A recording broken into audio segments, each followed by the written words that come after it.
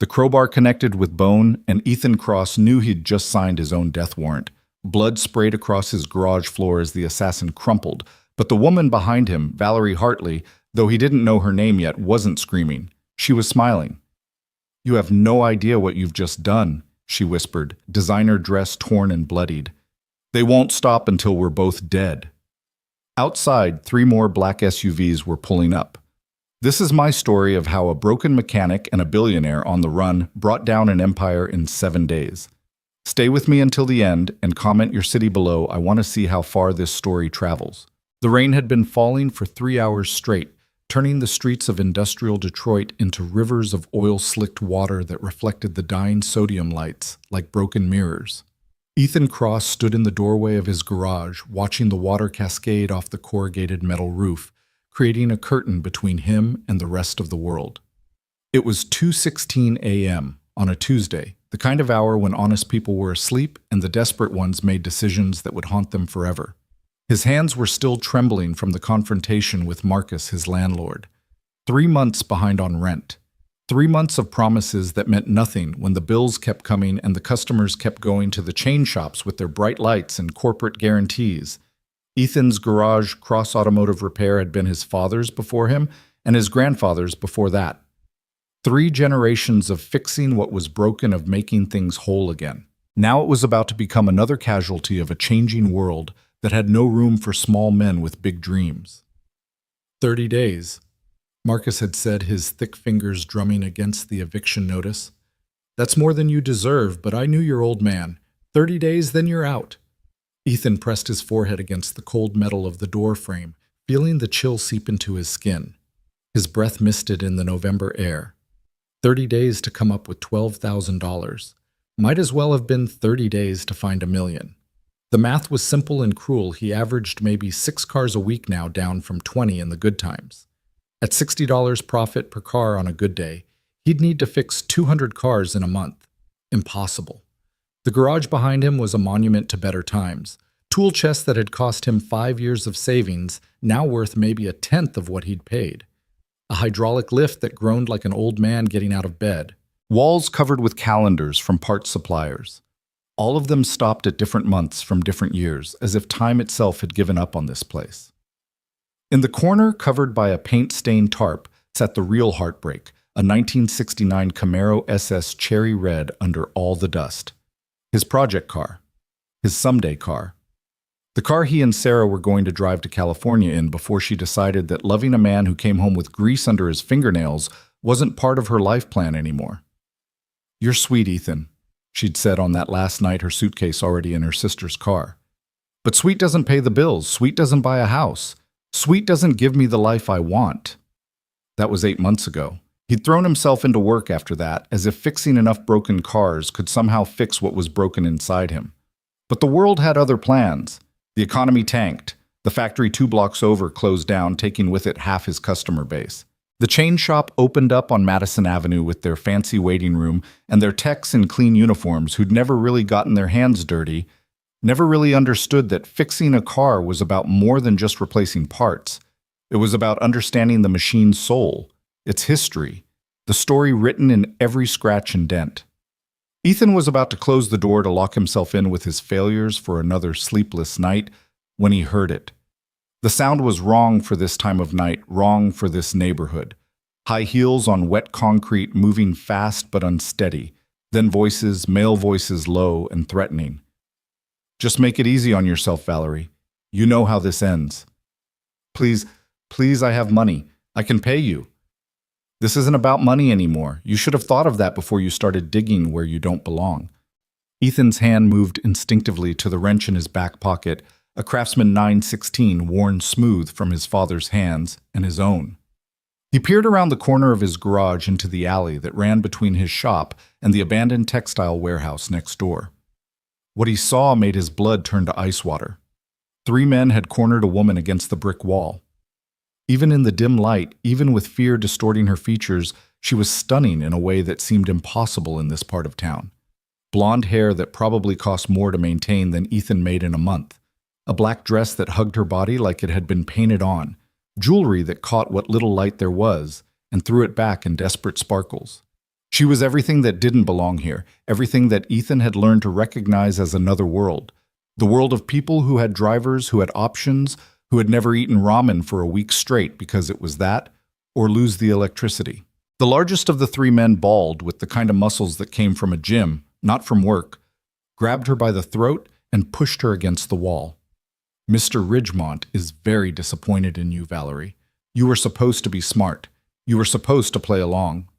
I won't let you destroy everything my father built. The man's laugh was ugly. Your father was smart enough to die before he could see what we've turned his company into. You should have taken the buyout. You should have walked away. Now! He pulled something from his pocket.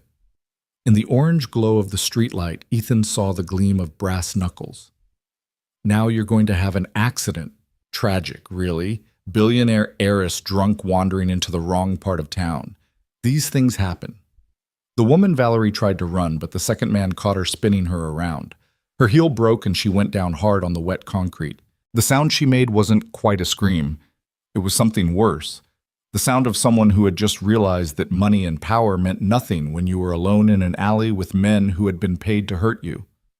Ethan didn't remember making the decision to move. One moment he was standing in his doorway, the next he was striding across the alley, the wrench solid and familiar in his hand. His grandfather had fought in Korea, had told him stories about the moment when thinking stopped and instinct took over. This was that moment. Hey! His voice cracked like a whip in the narrow space. Back off. Now! The three men turned to look at him, and Ethan saw their eyes catalog him in an instant. Work boots worn down at the heels, jeans with permanent grease stains, flannel shirt that had seen better decades. Not a threat. Not important. Not worth worrying about. The bald one actually smiled. Walk away, grease monkey. This doesn't concern you. I said back off. Ethan shifted his weight, falling into a stance his father had taught him behind this very garage when he was 12, and the Henderson kids wouldn't stop stealing his lunch money. I won't ask again. Or what? The third man, skinny with the twitchy energy of someone high on something, pulled out a knife. You gonna fix us to death? They laughed. All three of them laughed, and in that sound Ethan heard every dismissal, every rejection, every moment when the world had looked at him and found him wanting. Sarah's voice. Sweet doesn't pay the bills. Marcus's voice. 30 days, the chain shop owner who'd tried to buy him out for pennies on the dollar. Face it, Cross. You're obsolete. The woman looked up at him from the ground, and her eyes green like sea glass, like something beautiful that had been broken and tumbled by the waves until it found a new form, held a mixture of hope and resignation. She expected him to walk away. Everyone walked away. That was how the world worked. The bald man took a step toward Ethan. Last chance, hero. Walk away and forget you saw anything, or we add you to tonight's cleanup. Ethan thought about his empty garage, about the eviction notice, about all the ways his life had become a series of retreats and defeats. He thought about his father, who died at this workbench, wrench in hand, trying to finish one last job. He thought about his grandfather, who'd come back from Korea with shrapnel in his leg, and built this garage with his bare hands because he believed in the simple truth that if something was broken, you fixed it. No, Ethan said quietly. The bald man's face twisted with annoyance. No. You heard me. Ethan stepped forward, putting himself between the men and the woman. The lady's leaving with me. You three are going to walk away. That's how this ends. The skinny one with the knife laughed high and manic. You're kidding, right? You know who we are. You know who sent us. Don't care. Ethan kept his eyes on the bald one, the leader. In every pack there was an alpha. Take him down, and sometimes the others scattered. All I know is you're in my alley threatening this woman, and that ends now. The bald man moved faster than Ethan expected, the brass knuckles whistling through the air toward his face. But Ethan had been dodging flying wrenches in this garage since he was 6 years old, when his father would test his reflexes by throwing tools for him to catch. He ducked under the swing, brought the wrench up in a tight arc, and felt the satisfying crack of metal meeting jaw. The bald man staggered back, blood streaming from his mouth. The skinny one lunged with the knife, but Ethan had been expecting that. He caught the man's wrist twisted hard and heard the knife clatter against the wet pavement. His knee came up into the man's solar plexus, dropping him like a sack of potatoes. The third man who'd been hanging back reached inside his jacket. Gun. Ethan's mind registered with a clarity that surprised him. But Valerie, even from the ground, even with a broken heel, and what looked like blood running down her face from a cut on her forehead, wasn't finished. She grabbed the dropped knife and drove it into the man's calf.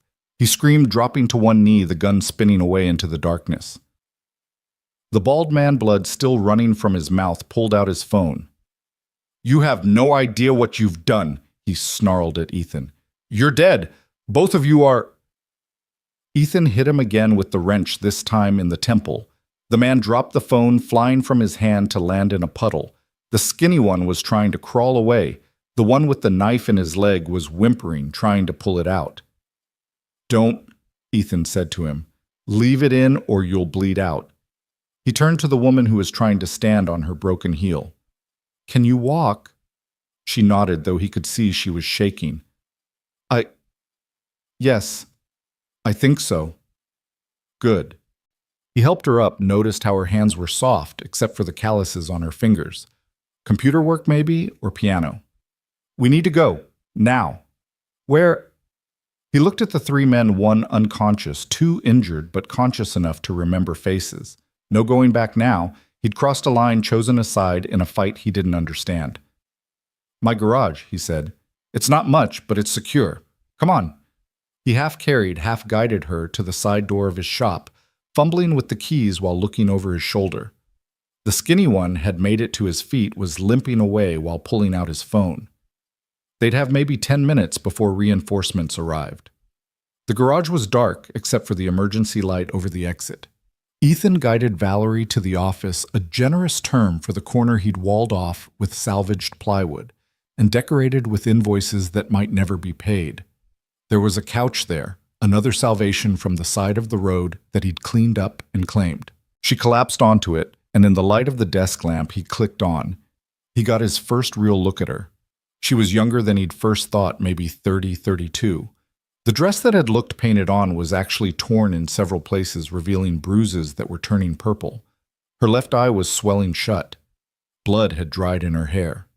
But underneath the damage, she was beautiful in a way that had nothing to do with money. High cheekbones, a strong jaw, eyes that even filled with tears held a kind of fierce intelligence. "Thank you," she whispered. "You didn't have to—" "Yes, I did." Ethan went to the filing cabinet where he kept the first aid kit, the good one his father had insisted on, with actual medical supplies, not just Band-Aids. Nobody deserves what they were about to do to you. "You don't understand. They'll come back, more of them. They won't stop." "Then we'll deal with that when it happens." He sat down across from her, opened the kit. "Right now, let's focus on stopping that bleeding. What's your name?" "Valerie." She winced as he dabbed at the cut on her forehead with antiseptic. "Valerie Hartley." The name hit him like a physical blow. Hartley, as in Hartley Industries, as in the company that owned half the commercial real estate in the city, as in the billionaire family whose patriarch had died 6 months ago in a helicopter crash, leaving everything to his only daughter. "You're—" He couldn't finish the sentence. "Richard Hartley's daughter. Yes." She tried to smile, winced as it pulled at a cut on her lip. "Though after tonight I might not be anything for much longer." "What happened?" "Why were they?" "It's complicated." She looked away. "No, that's not true. It's actually very simple. They want my company. I wouldn't sell, so they decided to take it anyway." "They can't just— can't they?" She looked back at him, and he saw a despair there that he recognized, the look of someone watching everything they'd built crumble. "You don't know these people. You don't know what they're capable of. My father spent 40 years building Hartley Industries, 40 years of honest deals, of treating people fairly, of building something that mattered. 6 months. That's all it took them to corrupt it from the inside. And when I tried to stop them—" She gestured at herself at the bruises and cuts. "We should call the police," Ethan said. "No." The vehemence in her voice startled him. "No police. They own half the force. The other half wouldn't believe me anyway. Billionaire claiming conspiracy." They'd say I was having a breakdown, that my father's death had finally caught up with me. There are already rumors carefully planted, of course, about my mental state, about my drinking, about my erratic behavior. But you have lawyers. Had lawyers. Until they were all suddenly offered better positions elsewhere, or discovered conflicts of interest, or simply stopped returning my calls. She pulled her knees up to her chest, making herself smaller on the couch. I'm alone, Mr. Cross, Ethan Cross. Mr. Cross, Ethan. I'm alone and I'm scared and I have nowhere else to go. Ethan stood up, paced to the window. Through the grimy glass, he could see the alley where he'd just changed his life forever. In 30 days, he'd lose this place anyway. In 30 days, he'd have nothing. But right now, he had walls and a lock and a woman who needed help. You can stay here tonight, he heard himself say. It's not fancy, but it's safe. Those walls are reinforced steel. My grandfather was paranoid about break-ins. There's only 2 ways in, and I'll be watching both. I can pay you. No. He turned back to her. No money. That makes this a transaction, and transactions can be traced. You're just a friend crashing on my couch, that's all. She studied him for a long moment. Why are you helping me? You don't know me. You could have been killed back there. Ethan thought about how to answer that. The truth was complicated and simple at the same time, just like her situation. The truth was that he'd been dying a slow death in this garage, watching his life shrink day by day, until there was nothing left but debt and regret. The truth was that for the first time in months, maybe years, he'd felt alive in that alley. The truth was that she looked at him and saw someone capable of helping, not just someone to dismiss or pity. My grandfather used to say that a man's worth wasn't measured in what he had, but in what he was willing to fight for, he said finally. I haven't had much worth fighting for lately. Maybe that changes tonight. She smiled, then a real smile despite the split lip and the bruising. You're either very brave or very stupid, Ethan Cross. Probably both. He grabbed a blanket from the closet, one that didn't have too many oil stains. Try to get some rest. We'll figure out next steps in the morning. Ethan, she called as he headed for the door. What if they come tonight? He picked up a tire iron from the workbench, tested its weight. Then they'll learn that I don't just fix cars. Sometimes I break things too. When they need breaking. He left her there curled under the blanket on a couch that had seen better decades, in an office that wouldn't exist in 30 days, in a garage that 3 generations of crossmen had called home. He pulled a stool up to the front door, positioned where he could see both entrances, and settled in to wait. Outside, the rain had stopped, but the streets were still rivers of reflected light. Somewhere out there, men were making phone calls, organizing, planning. They'd be coming. Maybe not tonight, but soon. And when they did, they'd expect to find a scared woman alone, or at worst protected by some nobody mechanic who didn't know his place. They were half right. He was nobody, a failed mechanic in a dying garage with 30 days left before he lost everything.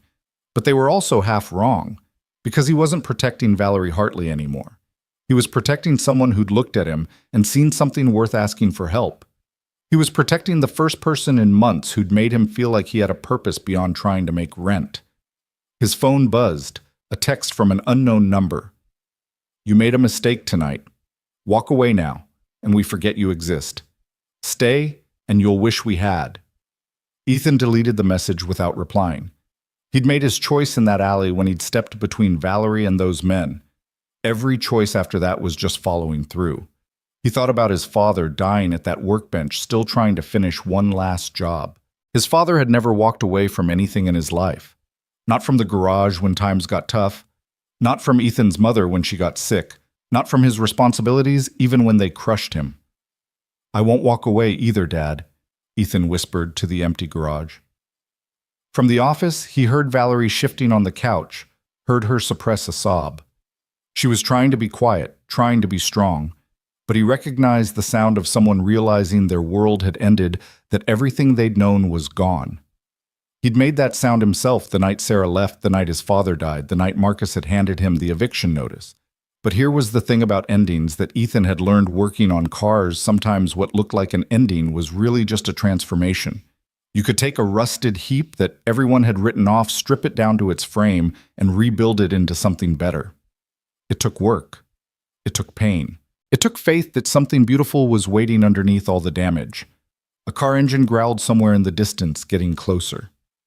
Ethan tightened his grip on the tire iron, watching the street through the window. The car passed without slowing, just someone heading home from a late shift, but his heart was racing. This was insane.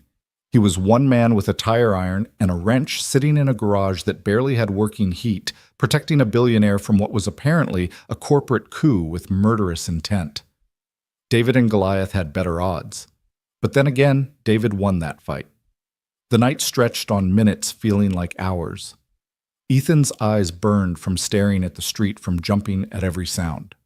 Around 4 a.m., exhaustion started to win. His head drooped, jerked back up. He couldn't do this alone. The side door exploded inward. Ethan was moving before his conscious mind processed what was happening, the tire iron already swinging. It caught the first man through the door in the ribs, dropping him with a sound like a baseball bat hitting a side of beef. The second man was faster, ducking under Ethan's follow-up swing and driving a fist into his kidney. Pain exploded through Ethan's side, but he'd been hurt before. Bar fights in his 20s, accidents in the garage, the constant low-level pain of a body that had been used hard for 35 years. He knew how to push through pain. He brought his elbow back, caught the man in the nose, felt the satisfying crunch of cartilage. Blood sprayed across the concrete floor. The man staggered back, and Ethan followed up with the tire iron across his knee. Another crunch, another scream, another body on the ground. But there were more coming. He could hear them, see shadows moving beyond the doorway. Too many. "Valerie," he shouted. "Back door now." She burst from the office barefoot now, carrying her broken heels. She'd found his work jacket, somehow had it wrapped around her shoulders.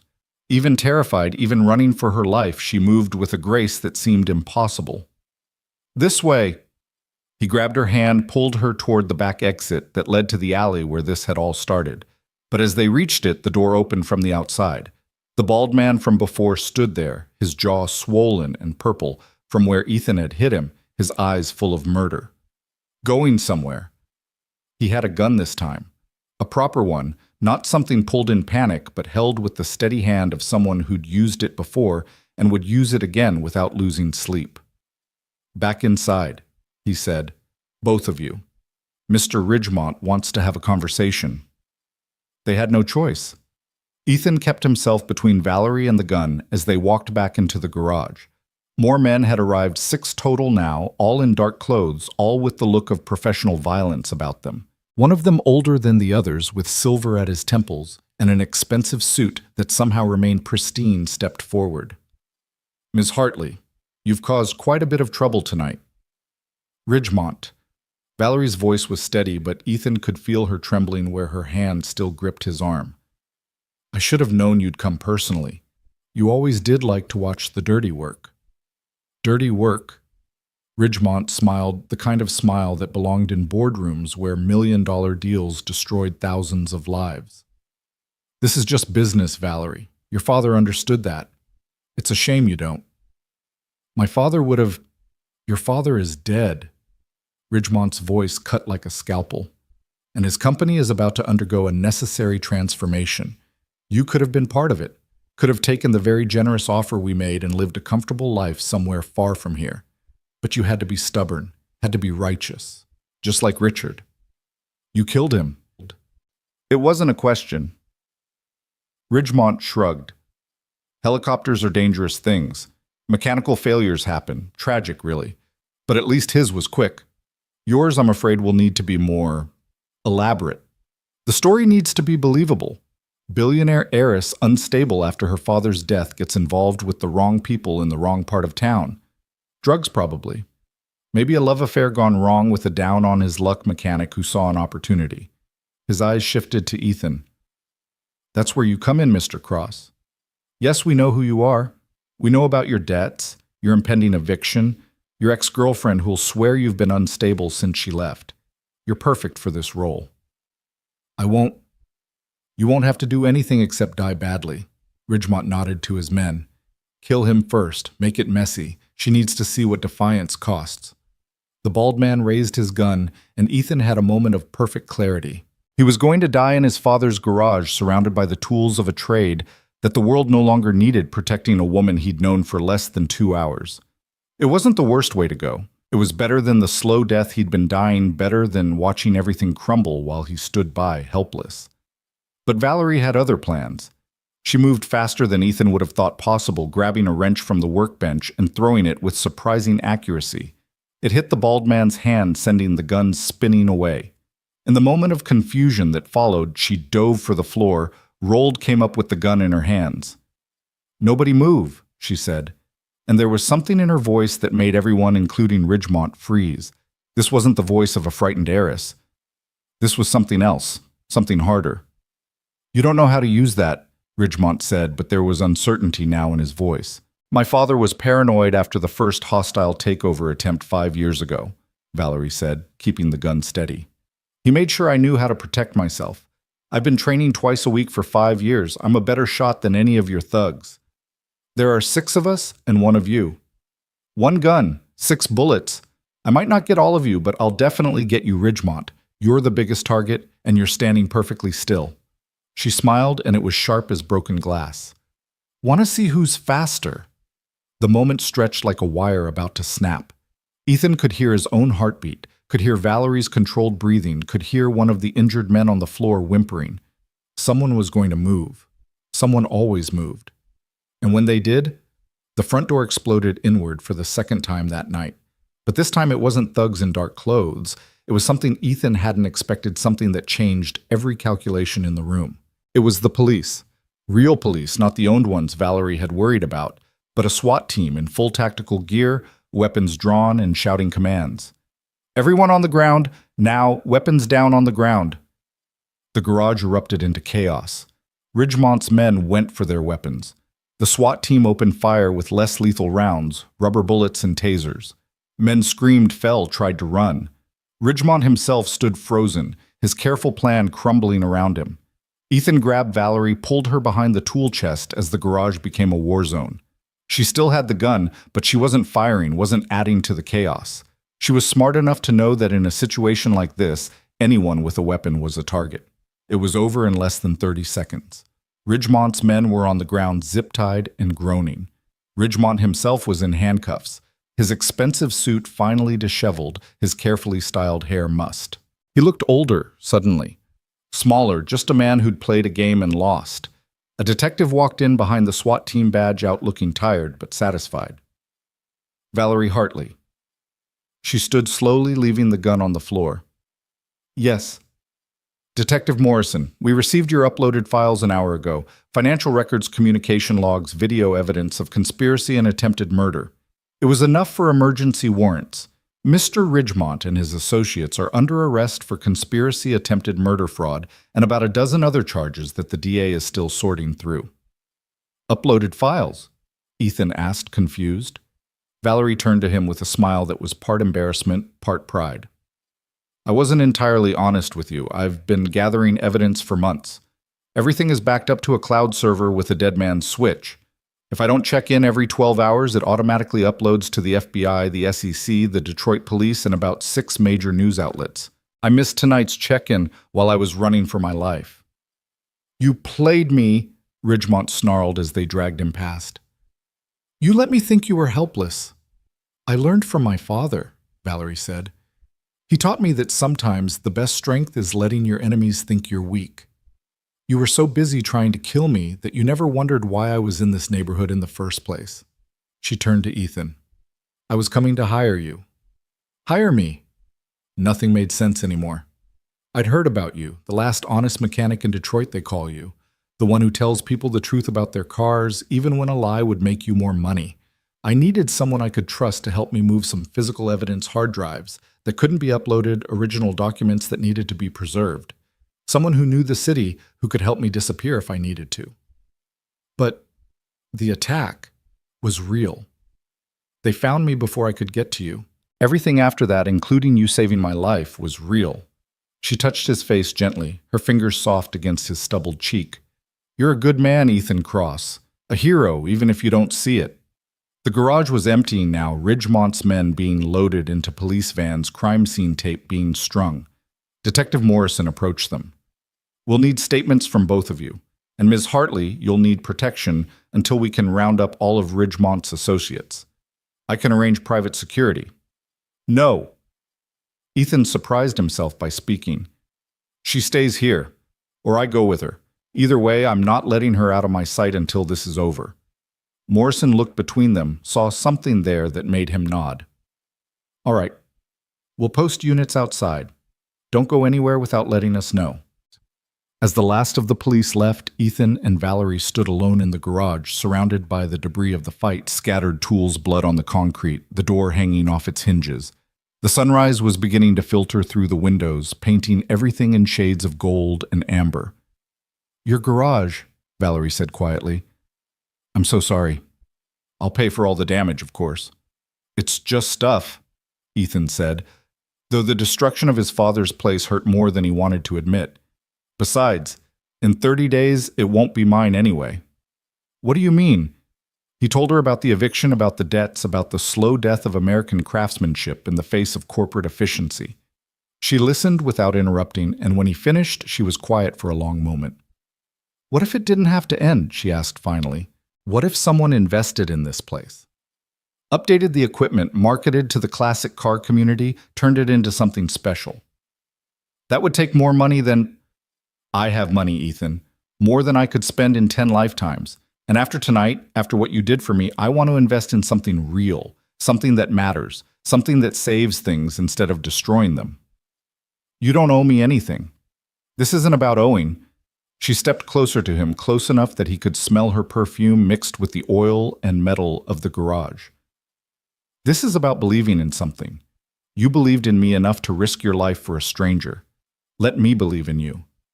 Ethan looked around the garage, seeing it not as it was, but as it could be. New equipment, restored classics in the bays. His grandfather's name still on the sign, but with new life breathed into it. It was a dream he'd given up on, but here it was being offered by a woman who'd literally fallen into his life. Partners, he asked. Partners.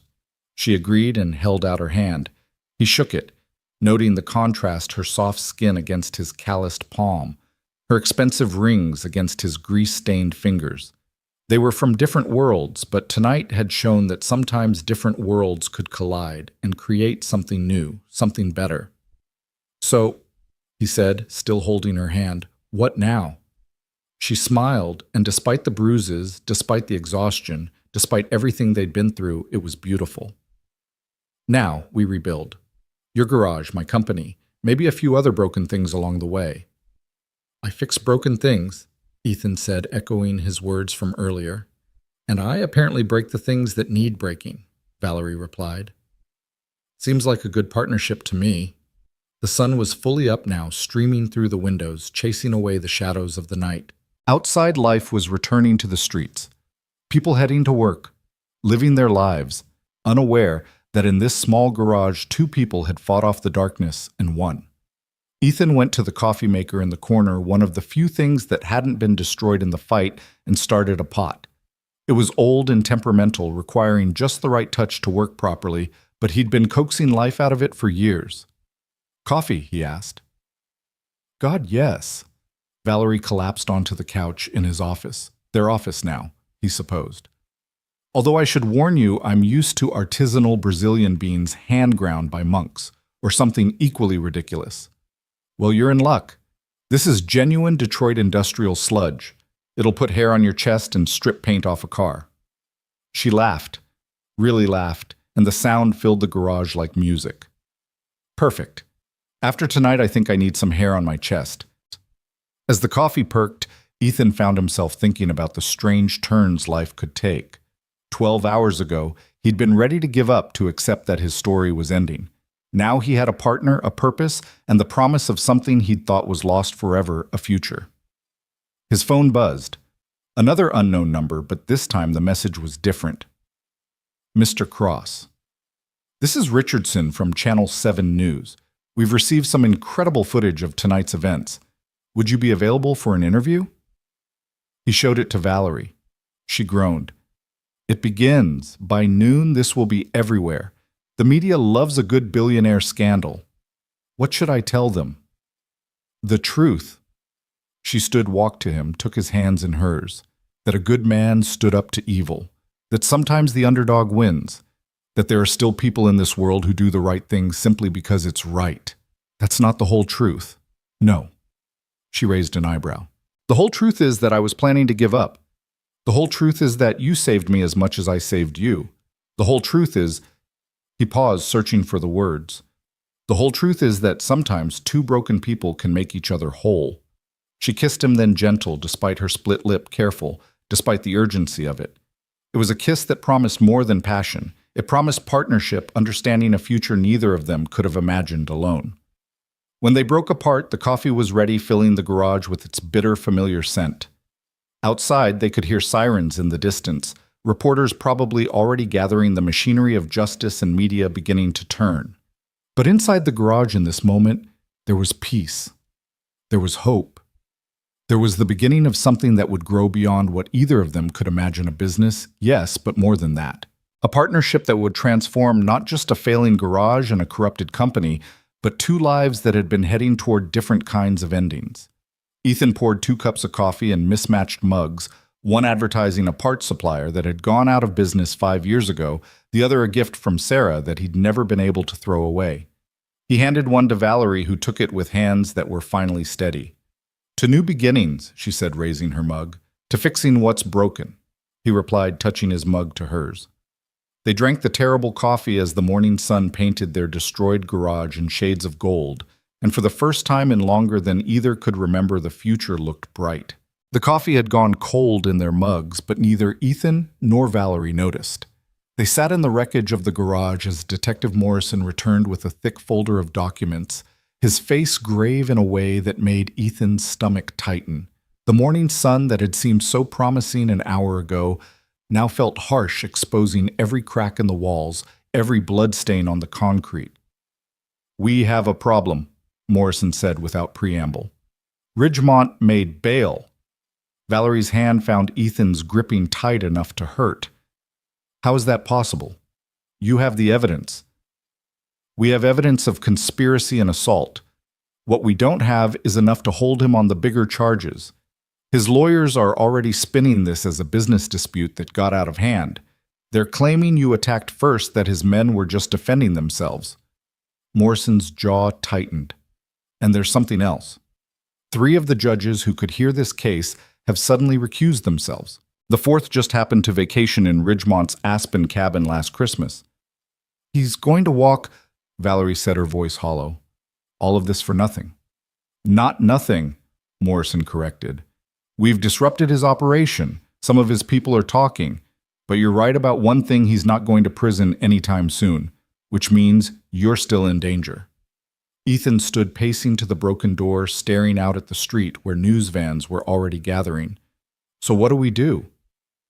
"You disappear," Morrison said simply. "Both of you. At least until we can build a stronger case." "I can't disappear," Valerie protested. "I have a company to run. If I'm not there, Ridgemont's people will tear it apart from the inside." "They're already doing that." Morrison pulled out his phone, showed them a news feed. The headline made Ethan's blood run cold. "Hartley Industries Board calls emergency meeting to discuss CEO's mental fitness." Valerie took the phone with trembling hands, scrolling through the article. "They're using the footage from last night. They're saying I had a breakdown, that I hired criminals to attack board members." She looked up, tears streaming down her bruised face. "They're making me look insane." "That's their play," Morrison confirmed. "Discredit you declared mentally incompetent, take control of the company while you're locked in some private facility for your own good. It's been done before." "My father built that company," Valerie whispered, 40 years of his life. "And they'll destroy it in 40 days if we don't do something," Ethan said. He'd been quiet, thinking, his mind working the problem like he'd work on a stubborn engine looking for the hidden connection, the thing everyone else missed. "You said you have evidence. Financial records, communications. What exactly do you have?" Valerie wiped her eyes, forced herself to focus. "Everything. 2 years of emails discussing illegal takeover tactics. Recordings of Ridgemont bragging about bribing officials. Financial transfers to offshore accounts. The problem is it's all scattered. Some of it's encrypted. Some of it needs context to understand. I was gathering it all, but I needed more time." "How much more time?" "A week, maybe 2. I have a forensic accountant who was helping me, but she went into hiding after they threatened her daughter. Ethan turned to Morrison. Can you give us 2 weeks? I can't guarantee your safety for 2 hours, much less 2 weeks. Ridgemont has resources we can't match. Private security information networks, judges in his pocket.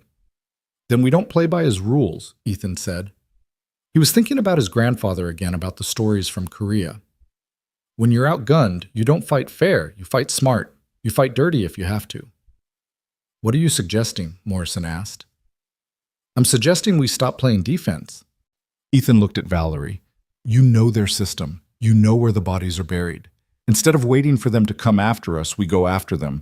We burn their whole operation to the ground. Morrison started to object, then stopped. Actually, that's not the worst idea I've heard. But you'd need resources, safe houses, technical support. I have money, Valerie said, steel returning to her voice. Accounts they don't know about that my father set up in case something like this happened. I have contacts in the tech world who owe me favors. And now I have something else, a partner who apparently doesn't know when to quit. She stood, and despite the bruises, despite everything, Ethan saw the billionaire CEO. She really was brilliant, determined, dangerous when cornered. Detective Morrison, I need you to do something for me, she said. I need you to arrest me. What? Both men said it simultaneously. Arrest me, very publicly. Mental health evaluation, danger to myself and others. Whatever you need to say.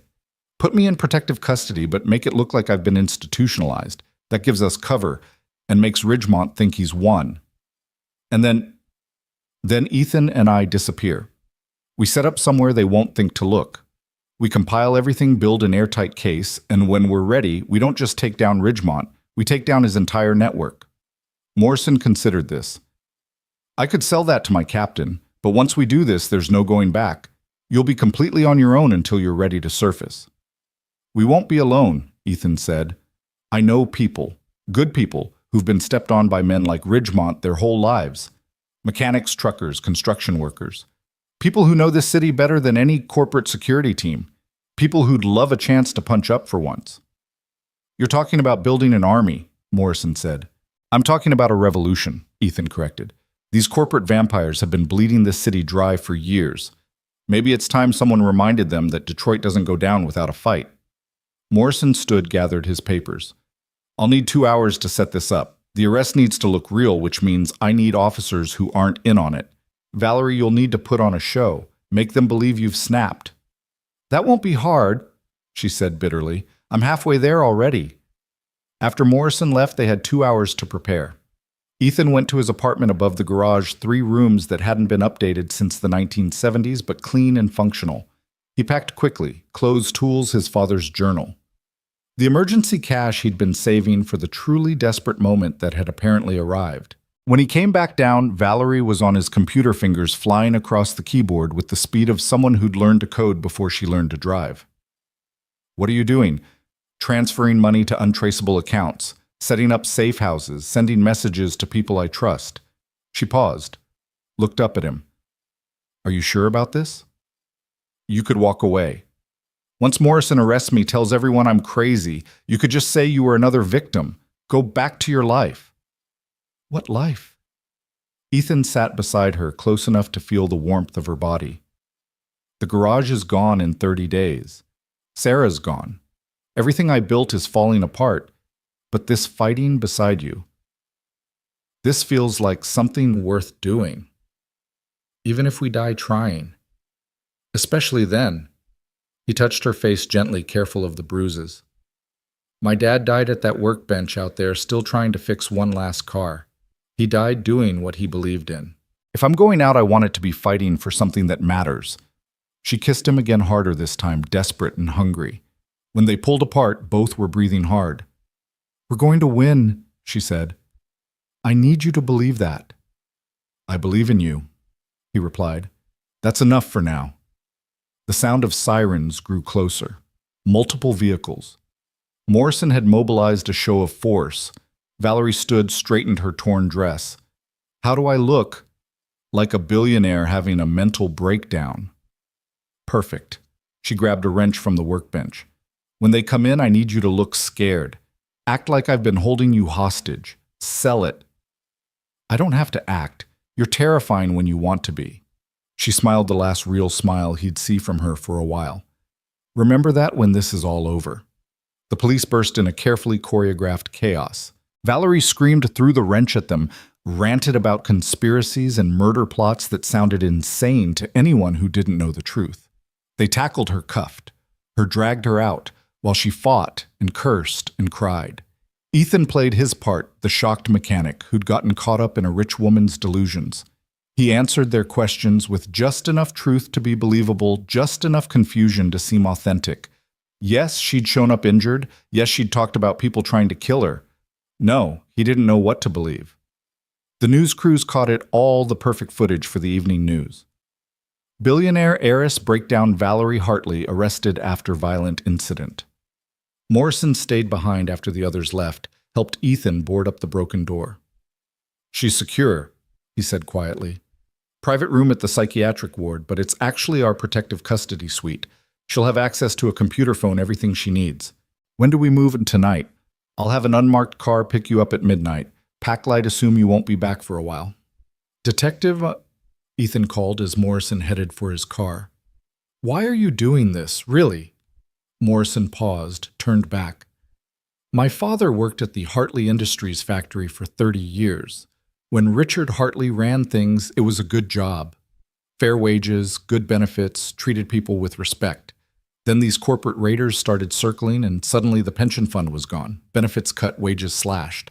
My dad died 2 years into his retirement, broke and bitter. So yeah, I've got skin in this game. After he left, Ethan sat in his empty garage, surrounded by the ghosts of 3 generations of honest work. The news played on his old radio, already spinning the story. Valerie Hartley was unstable. The board was taking emergency action to protect the company. Ridgemont appeared in a brief interview expressing his deep concern for his colleagues' mental health. Lying bastard, Ethan muttered. His phone rang. Unknown number. Don't hang up, a woman's voice said quickly. My name is Diana Chen. I was Valerie's forensic accountant. I heard about what happened. I want to help. How do I know you're real? Valerie told you about her dead man switch, right? The upload system, I built that. Check your email. I just sent you proof. Ethan checked.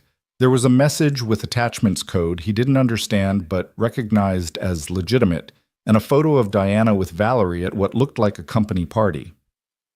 Okay, you're real. What do you want? To finish what we started.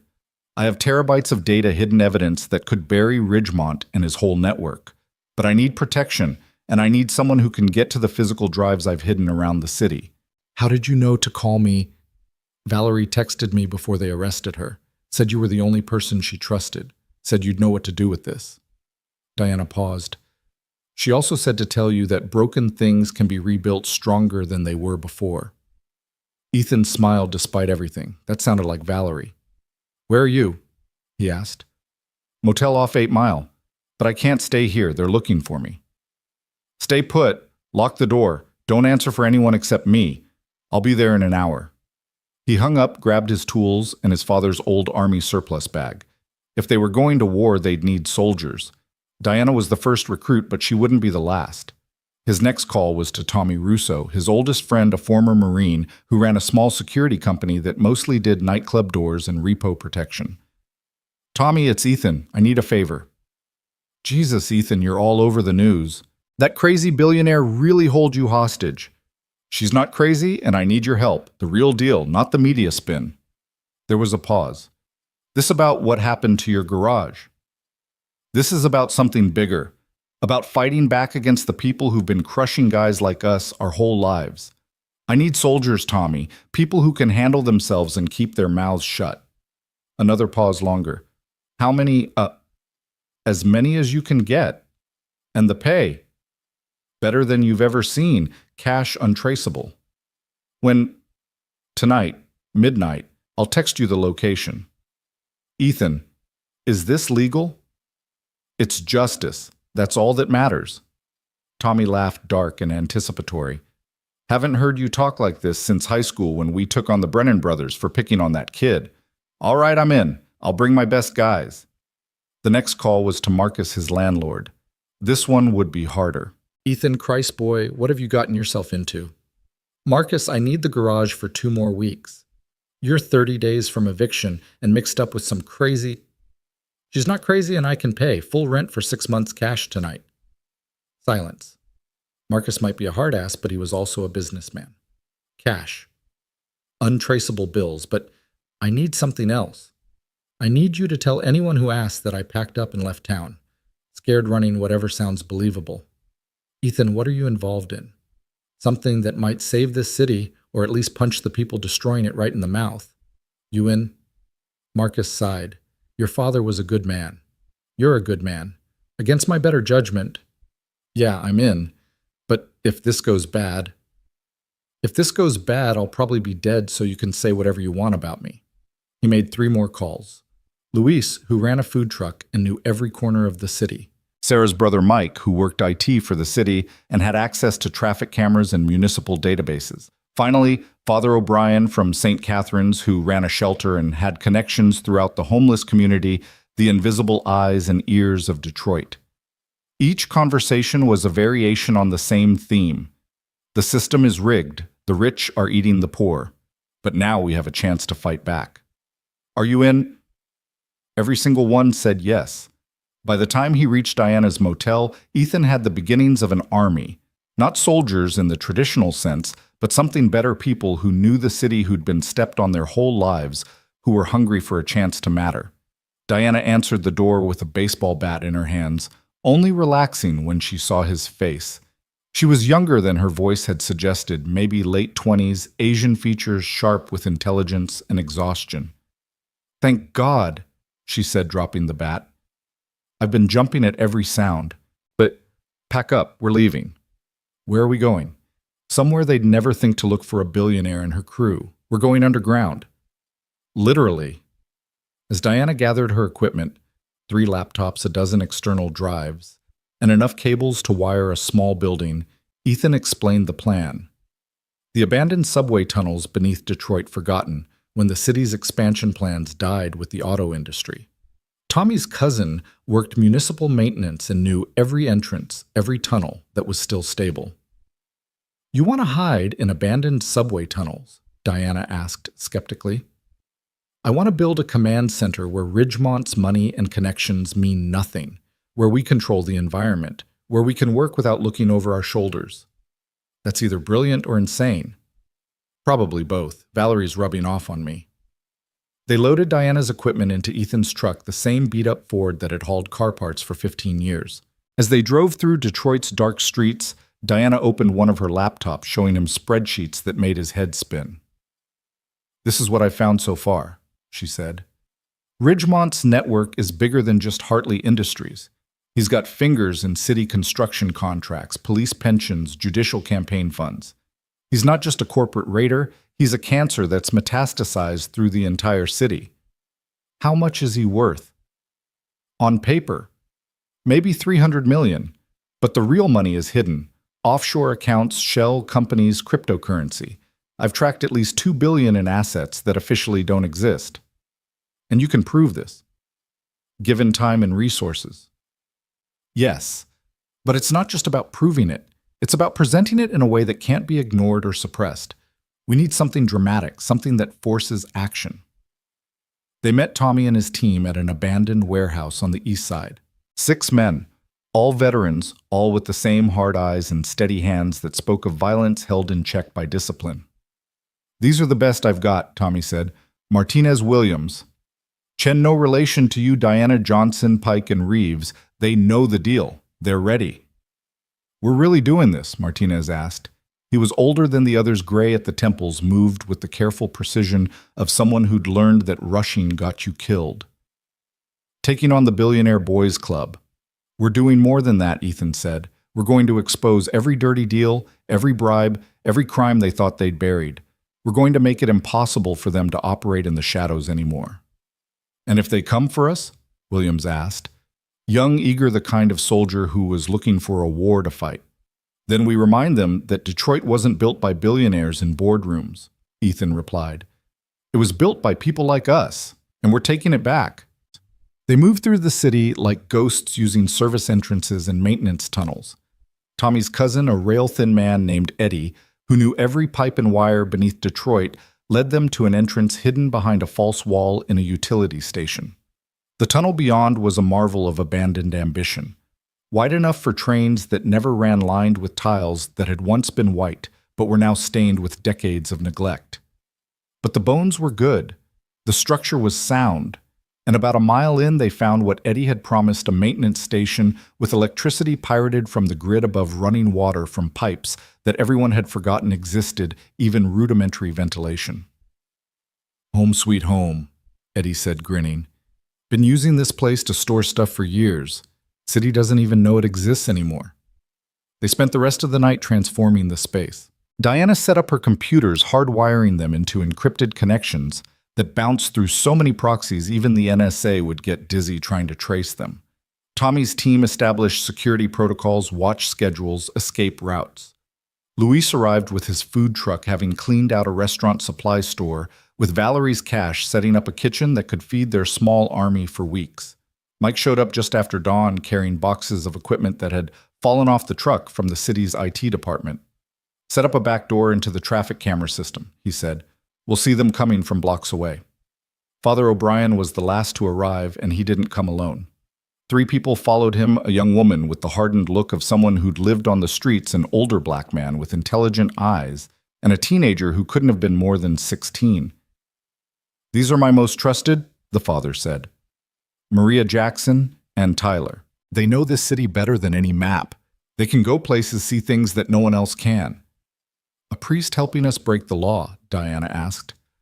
"I'm helping you serve justice," Father O'Brien corrected. "There's a difference between legal and moral. What Ridgemont and his kind do might be legal, but it's evil. What you're doing might not be legal, but it's righteous." By the time Ethan's phone buzzed with Morrison's signal, they had transformed the abandoned station into something remarkable, a hidden fortress in the belly of the city, staffed by people who'd been invisible to men like Ridgemont their whole lives. Morrison arrived with Valerie just after sunset, using a route Eddie had mapped that avoided every camera and checkpoint. When Valerie stepped into the station, still wearing a hospital gown under a stolen coat, her face lit up with something Ethan hadn't seen before, hope mixed with savage satisfaction. "This is incredible," she said, taking in the computers, the supplies, the people. "This is really happening." "This is just the beginning," Ethan told her. "Diana's been showing me what she found. Ridgemont's dirty, but he's not alone. There's a whole network of them feeding off the city like vampires." "Then we'll drive a stake through all their hearts," Valerie said. She moved to Diana's workstation, the 2 women immediately falling into rapid technical discussion that left everyone else behind. "You did this," Morrison said quietly to Ethan.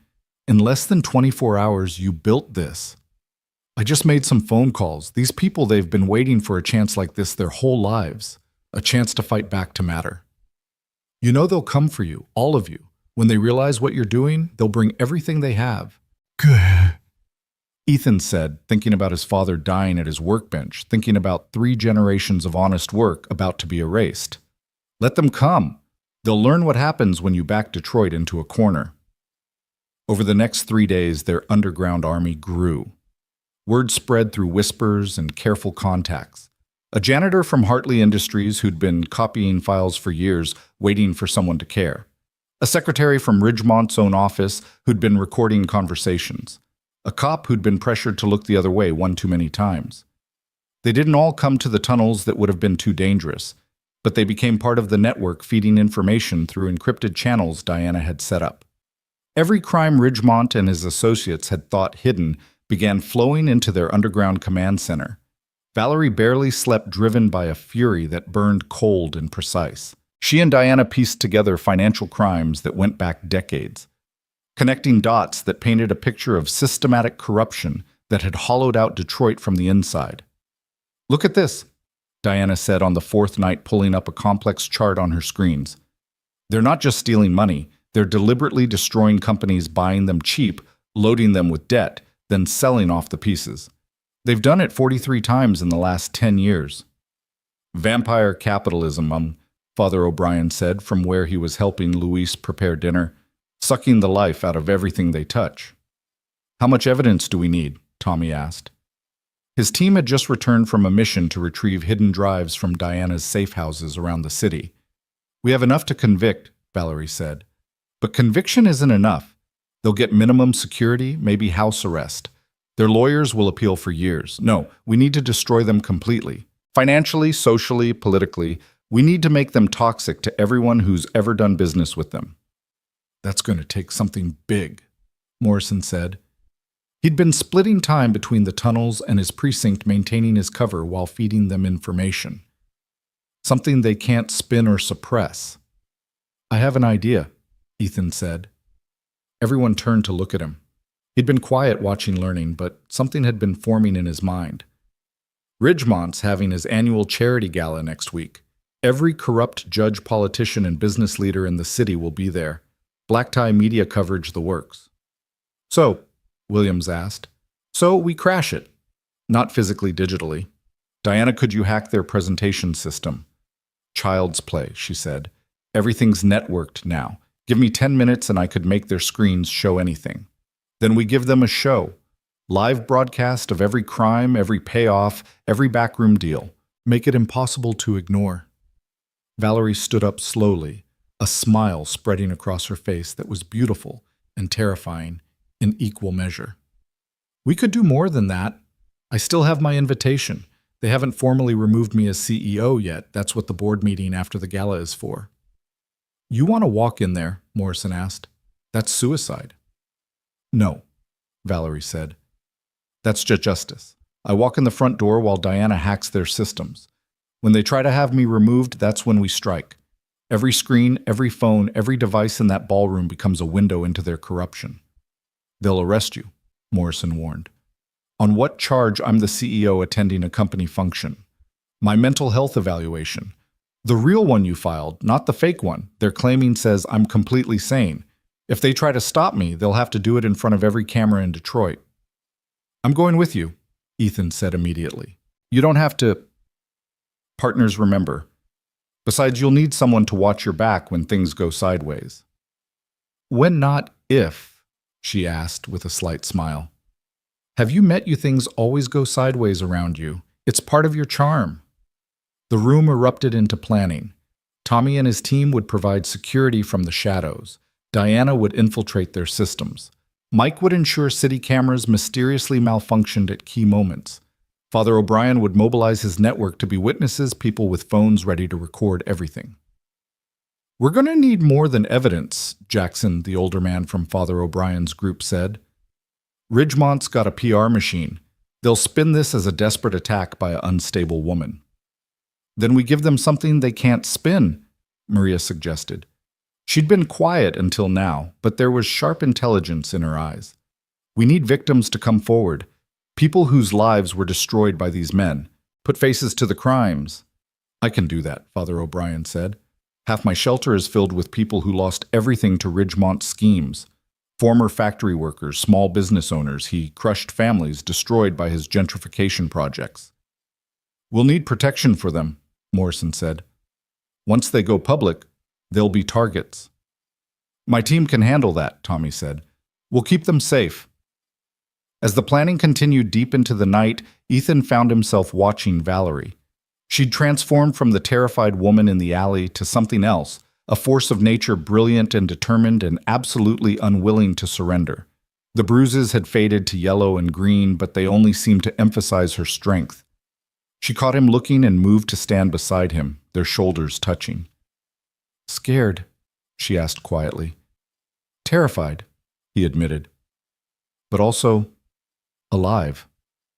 For the first time in years, I feel alive. Even though we might not survive this, we'll survive. We have to. Someone needs to fix what they broke. She took his hand, interlaced their fingers. Her skin was soft, except for those calluses that spoke of late nights and hard work. When this is over, she said, I want to rebuild your garage. Make it something special, a place where people fix things that matter. When this is over, Ethan replied, I want to help you rebuild your father's company, make it what he always wanted it to be. You really think we can do it? Take down Ridgemont and his whole network. Ethan thought about everyone gathered in this abandoned tunnel. Soldiers and priests, hackers and homeless mechanics, and billionaires, all united by a shared understanding that the system was broken and needed fixing. "Yeah," he said, squeezing her hand. "I think we can do anything." Above them, Detroit slept unaware that beneath its streets, a revolution was being planned. In 3 days, Ridgemont would host his gala, expecting to celebrate his victory over Valerie Hartley and his complete takeover of her father's empire. He had no idea what was coming. The black sedan appeared across from the garage at 3:47 a.m., 3 days before the gala. Ethan spotted it first on the camera feeds Mike had wired into their underground command center, the car's engine running, exhaust visible in the cold Detroit morning. Nobody sat in a running car at that hour, unless they were watching something or someone. "We've got company," he announced, and the tunnel station transformed instantly from planning session to battle readiness. Tommy's men checked weapons, Diana began backing up data to remote servers, and Valerie moved to study the feeds with the focused intensity of a chess master seeing the board shift. "They found the garage," she said quietly. "But do they know about the tunnels?" "Only one way to find out." Ethan grabbed his jacket, the same oil-stained flannel he'd worn the night they met. "I need to go up there, act normal. If I don't show my face, they'll know something's wrong." "That's suicide," Morrison protested from where he'd been reviewing legal documents with Father O'Brien. "You go up there alone. You're not coming back." "He won't be alone," Tommy said, already signaling to Martinez and Williams. "We'll be shadows. First sign of trouble, we intervene." "No heroics." Valerie grabbed Ethan's arm, her grip fierce. "You go up, you check the garage, you come back. Don't engage unless you have no choice." "When have I ever been heroic?" Ethan tried for a light tone, but the worry in her eyes killed the joke. "I'll be careful. Promise." The journey from the tunnels to the surface felt longer than usual, each step carrying him closer to danger. Eddie had shown them 12 different routes to avoid detection, but Ethan took the most direct one, emerging through a basement access in the abandoned building next to his garage. If they were watching, better to come from an unexpected direction. The morning air bit at his face as he circled around to approach the garage from the front, walking with the exhausted shuffle of a man who'd been drinking all night. Let them think he was broken, defeated. Let them underestimate him the way everyone always had. The sedan's window rolled down as he fumbled with his keys. A face appeared, not one of Ridgemont's usual thugs, but something worse. Professional, clean-shaven, unremarkable features, the kind of man who could disappear in any crowd. "Mr. Cross." The voice was polite, almost friendly. "Might we have a word? We're closed." Ethan didn't look up, kept fumbling with the keys. "Come back Monday." "I'm afraid this can't wait." The car door opened and the man stepped out. Average height, average build, but he moved with the controlled grace of someone trained in violence. "Mr. Ridgemont would like to discuss a business proposition." "Not interested." Ethan got the door open, started to step inside, but the man's hand caught the door frame. "Please, Mr. Cross, let's be civilized about this. You helped Ms. Hartley during her episode. Nobody blames you for that. You saw someone in distress and acted on instinct. Admirable, really. But now she's getting the help she needs, and it's time for everyone to move on." Like I said, not interested. Ethan tried to close the door, but the man's foot was there now. $100,000. The man pulled out an envelope thick with cash. "Just to listen. Another $400,000 if you agree to our terms. $500,000, Mr. Cross.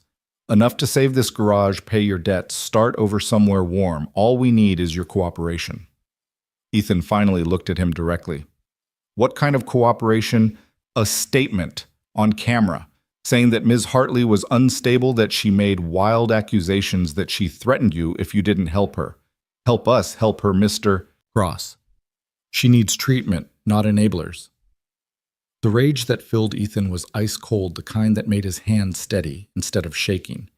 They wanted him to betray Valerie, to be the final nail in the coffin they were building around her reputation. "Get off my property." His voice was quiet, dangerous. The man sighed, tucked the envelope away. "I was hoping you'd be reasonable. Mr. Ridgemont values reason, but he also understands that sometimes—" He pulled back his jacket, revealing a holstered pistol. Sometimes people need stronger persuasion. Is that a threat? It's a fact. You're going to help us, Mr. Cross, either voluntarily for considerable compensation or, well, Detroit is a dangerous city. Mechanics get robbed all the time. Sometimes they don't survive the experience. Ethan heard the slight scuff of boots on concrete Tommy's men getting into position, but he also heard something else. Another car engine approaching fast. The black SUV screeched around the corner and Ethan recognized the bald man from that first night, jaw still wired from where Ethan had hit him. 3 more men piled out, and these weren't professionals like the first man. These were street muscle, the kind who enjoyed their work. Change of plans, the bald man lisped through his wired jaw. Mr. Ridgemont decided we don't need his cooperation after all. Dead men can't contradict the story we're telling. The professional looked annoyed. This isn't what was discussed. Plans change. The bald man pulled out a crowbar, testing its weight. Besides, I owe this bastard some payback. Ethan backed toward the garage, but they were spreading out, cutting off his escape routes. His hand found the wrench in his back pocket, his father's wrench still carrying the weight of that first night. 6 against 1, the bald man said. How's that for odds, hero? Could be worse, Ethan said, then raised his voice. Could be 6 against 7. Tommy and his men materialized from the shadows like ghosts becoming solid. Williams dropped from a fire escape landing behind 2 of the thugs. Martinez emerged from behind a dumpster shotgun trained on the professional. Tommy himself stepped out of the abandoned building's doorway, assault rifle held with casual competence. Morning, gentlemen, Tommy said cheerfully. Beautiful day for a misunderstanding, don't you think? The professional reacted first, his hand moving for his weapon, but Martinez's shotgun racking stopped him cold. I wouldn't, Martinez advised. This is loaded with deer slugs. At this range, it'll turn you into modern art nobody wants to see. The bald man's face contorted with rage. You think this changes anything? We know where you live, all of you, your families, your friends. You can't protect everyone forever. No, a new voice said, and everyone turned to see Valerie stepping out of Ethan's garage where she'd apparently been waiting the whole time. But I can. She looked magnificent in terrifying designer suit that she'd somehow acquired hair-perfect makeup covering the last of her bruises. She held a tablet in one hand and a phone in the other, both displaying streams of data. Hello, Marcus, she said to the bald man. That is your name, isn't it? Marcus Webb? Formerly of Blackwater Security, dishonorably discharged for excessive force in Iraq. Currently employed by Ridgemont Holdings through a shell company that doesn't technically exist. Marcus stepped forward, but 3 rifle barrels tracking his movement stopped him. Your mother lives at 4427 Maple Street, Valerie continued reading from her tablet. Lovely woman volunteers at the community center. Your ex-wife just started a new job at the Ford plant. Congratulations to her, by the way. Your daughter just made honor roll at Cass Technical High School. Bright future ahead of her. You threatening my family. Marcus's voice was strangled with rage and fear. No, I'm protecting them. Valerie's smile was sharp as winter ice. As of 10 minutes ago, they're under the protective services of Hartley Security, a subsidiary of my company that your boss didn't manage to steal. 24-hour protection, all expenses paid for as long as necessary. They're safe, Marcus. The question is, are you... She turned to the professional. Mr. Smith, and yes, that's actually your real name. How disappointingly bland your handlers at the agency you definitely don't work for might be interested to know about your side business with Ridgemont.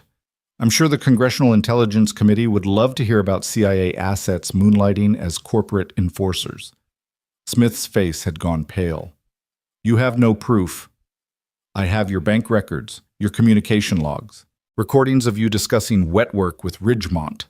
She held up her phone, played a few seconds of crystal-clear audio that made Smith step back. Here's what's going to happen, Valerie announced. You're all going to leave. You're going to tell Ridgemont that Ethan Cross is untouchable, that this garage is untouchable, that anyone associated with me is untouchable. Because if anything happens to any of them, every piece of dirt I have on all of you goes public. Your careers end. Your lives as you know them end, and that's if you're lucky.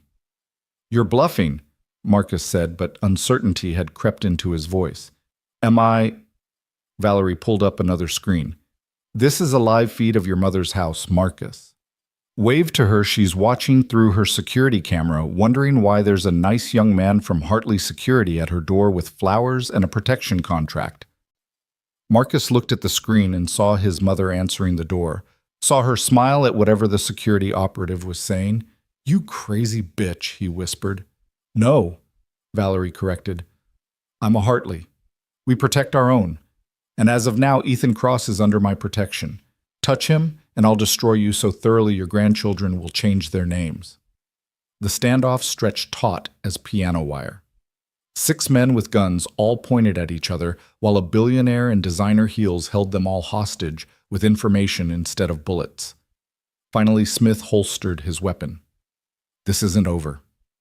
No, Valerie agreed. It's not. But your part in it is, leave now. They left, but not before Marcus looked back at Ethan with murder in his eyes. This ain't finished between us. Looking forward to it, Ethan replied.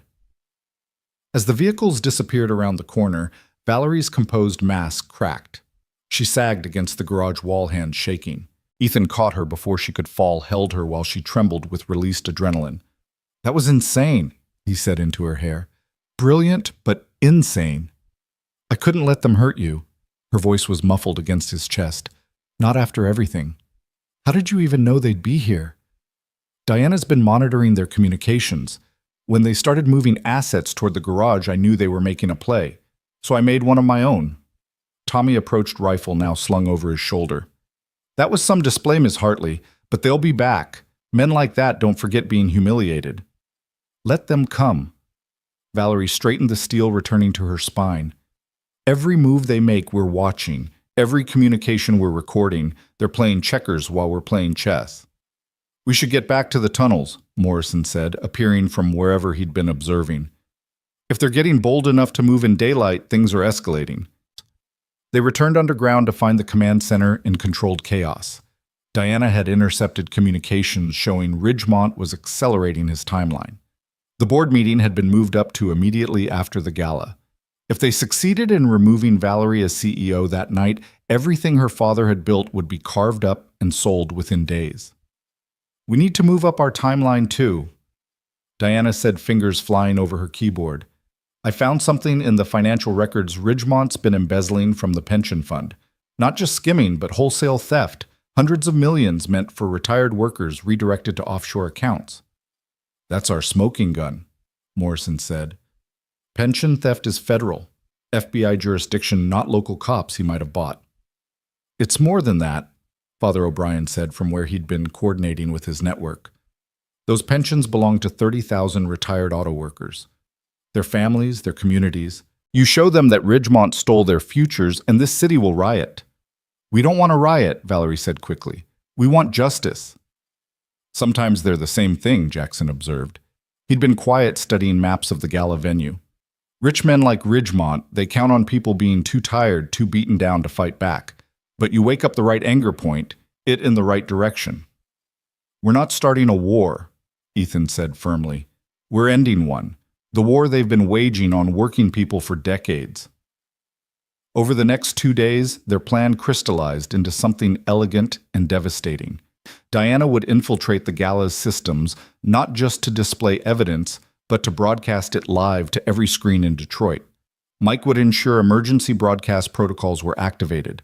Father O'Brien's people would be positioned throughout the venue as waitstaff and service workers invisible until needed. But the masterpiece was Valerie's idea.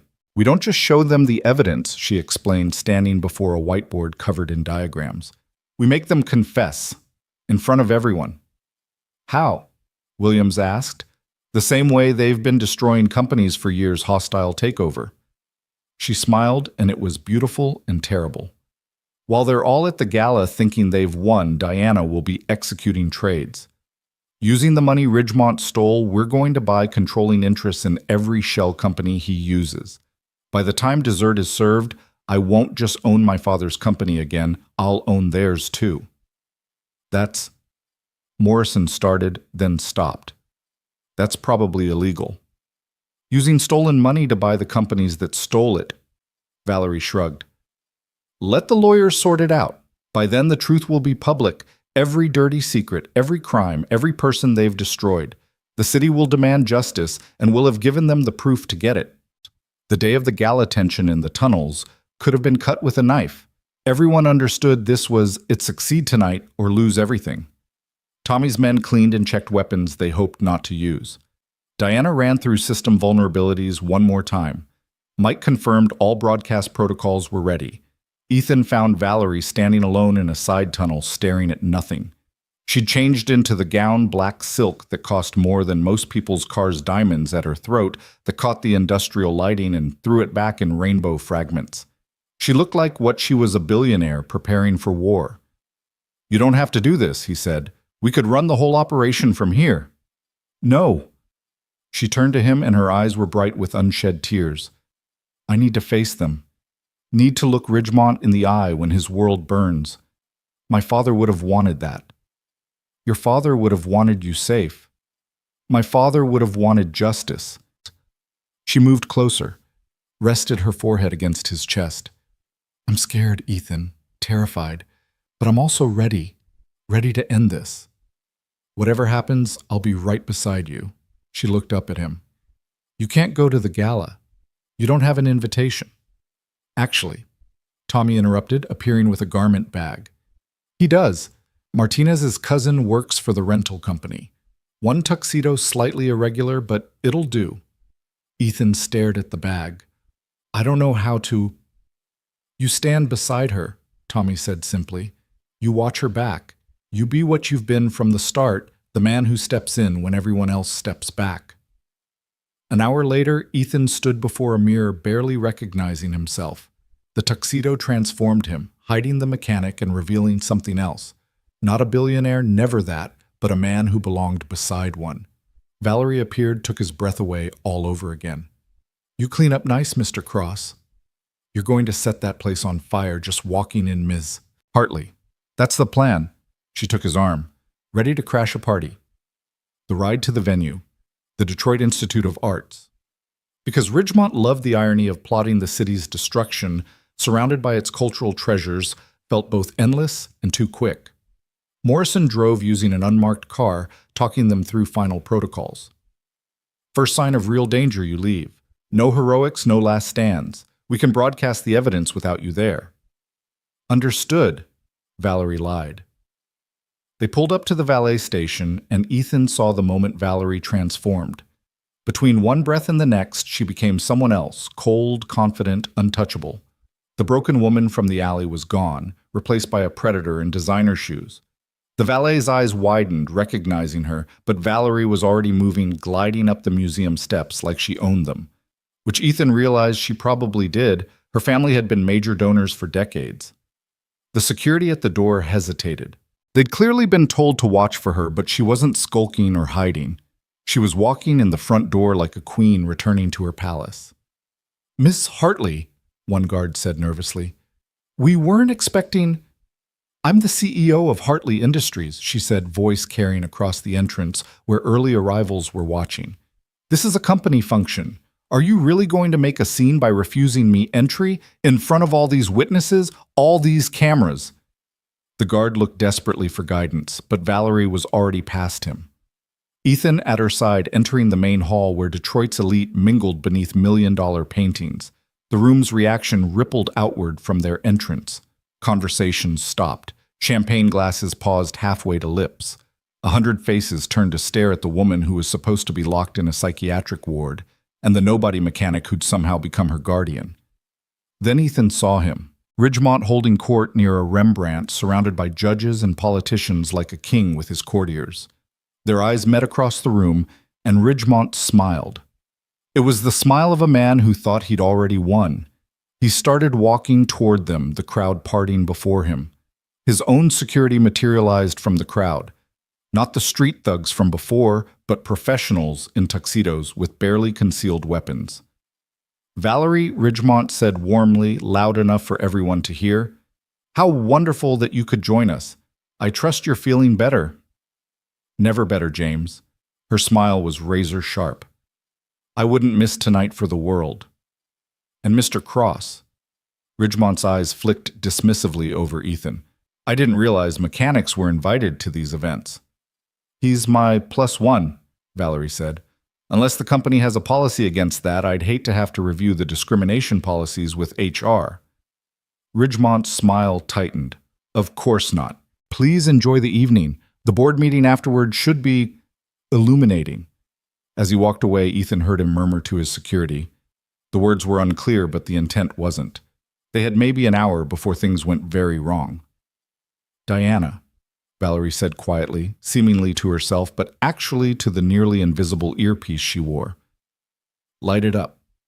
Across the room, every screen, phones, tablets, the massive presentation displays flickered. Then, as the city's elite mingled and plotted their crimes began to play out in high definition for all to see. The first video was Ridgemont himself recorded in what he'd thought was a secure office, bragging about the pension theft. 30,000 retirees? They're sheep. They'll take whatever scraps we throw them while we feast on their futures. The room erupted, not in anger, not yet, but in shock. People pulled out phones, tried to turn them off, but Diana had locked them all. Every screen in the building had become a window into corruption. What is this? Ridgemont roared, his composed mask finally cracking. This, Valerie said, her voice carrying across the chaos, is justice. Everything you've done, every life you've destroyed, every dollar you've stolen, it's all here, James, and it's not just playing in this room.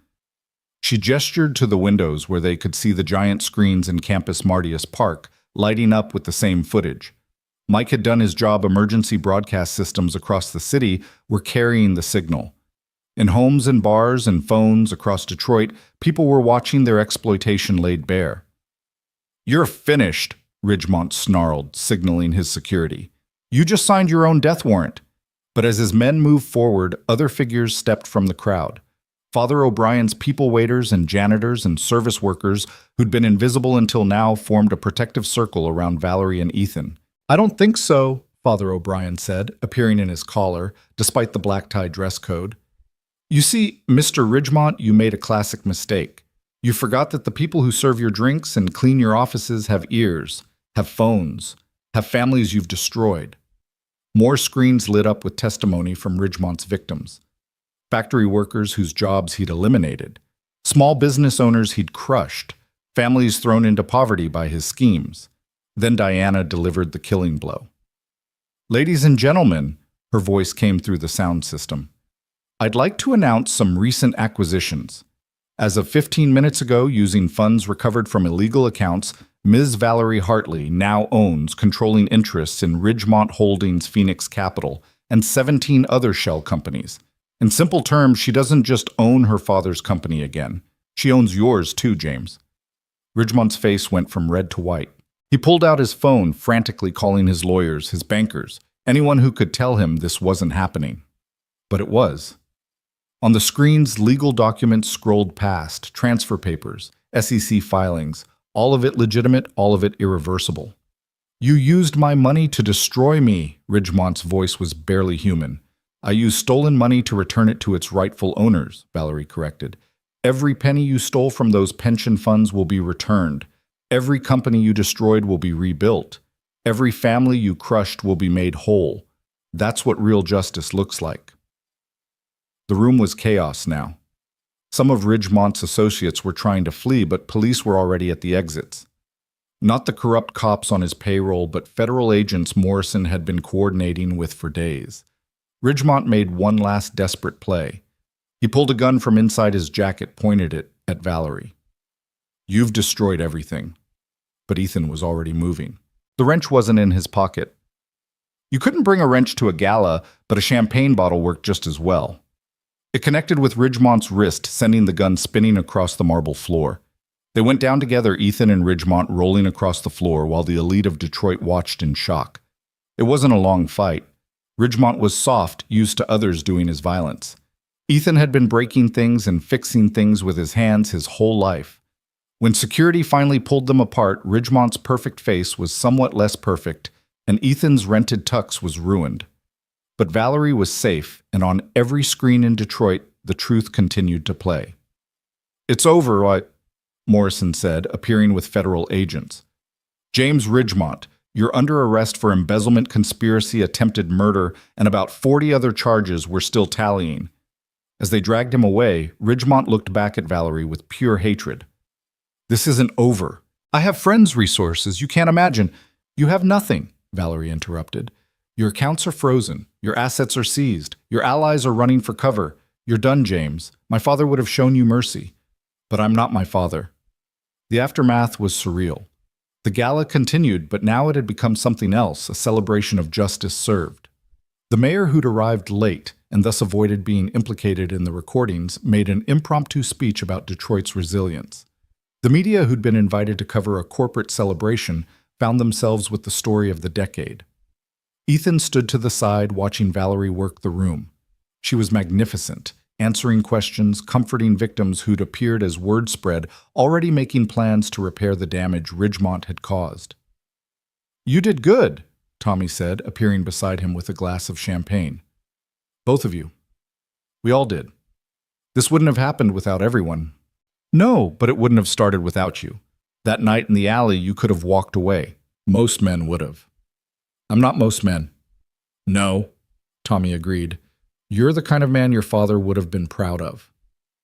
Later, as the crowd thinned and the federal agents finished their arrests, Valerie found Ethan on the museum's balcony, looking out over Detroit's lights. Penny for your thoughts. Just thinking about how 12 hours ago we were hiding in abandoned subway tunnels, and now we're here. Having second thoughts. He turned to her, saw vulnerability beneath the victory. Never, I keep waiting to wake up, to find out this was all a dream and Ridgemont still owns everything. It's real, Ethan assured her. You did it. You saved your father's company. You saved the city.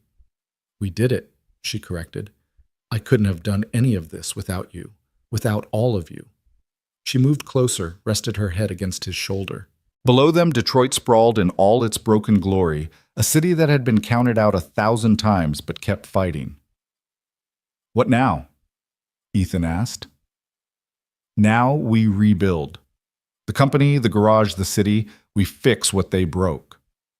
That could take a lifetime. She looked up at him, smiled. Good thing we've got one. As she kissed him there on the balcony with the city lights as witness and their enemies in custody, Ethan thought about the strange paths life could take. A week ago, he'd been a failed mechanic facing eviction.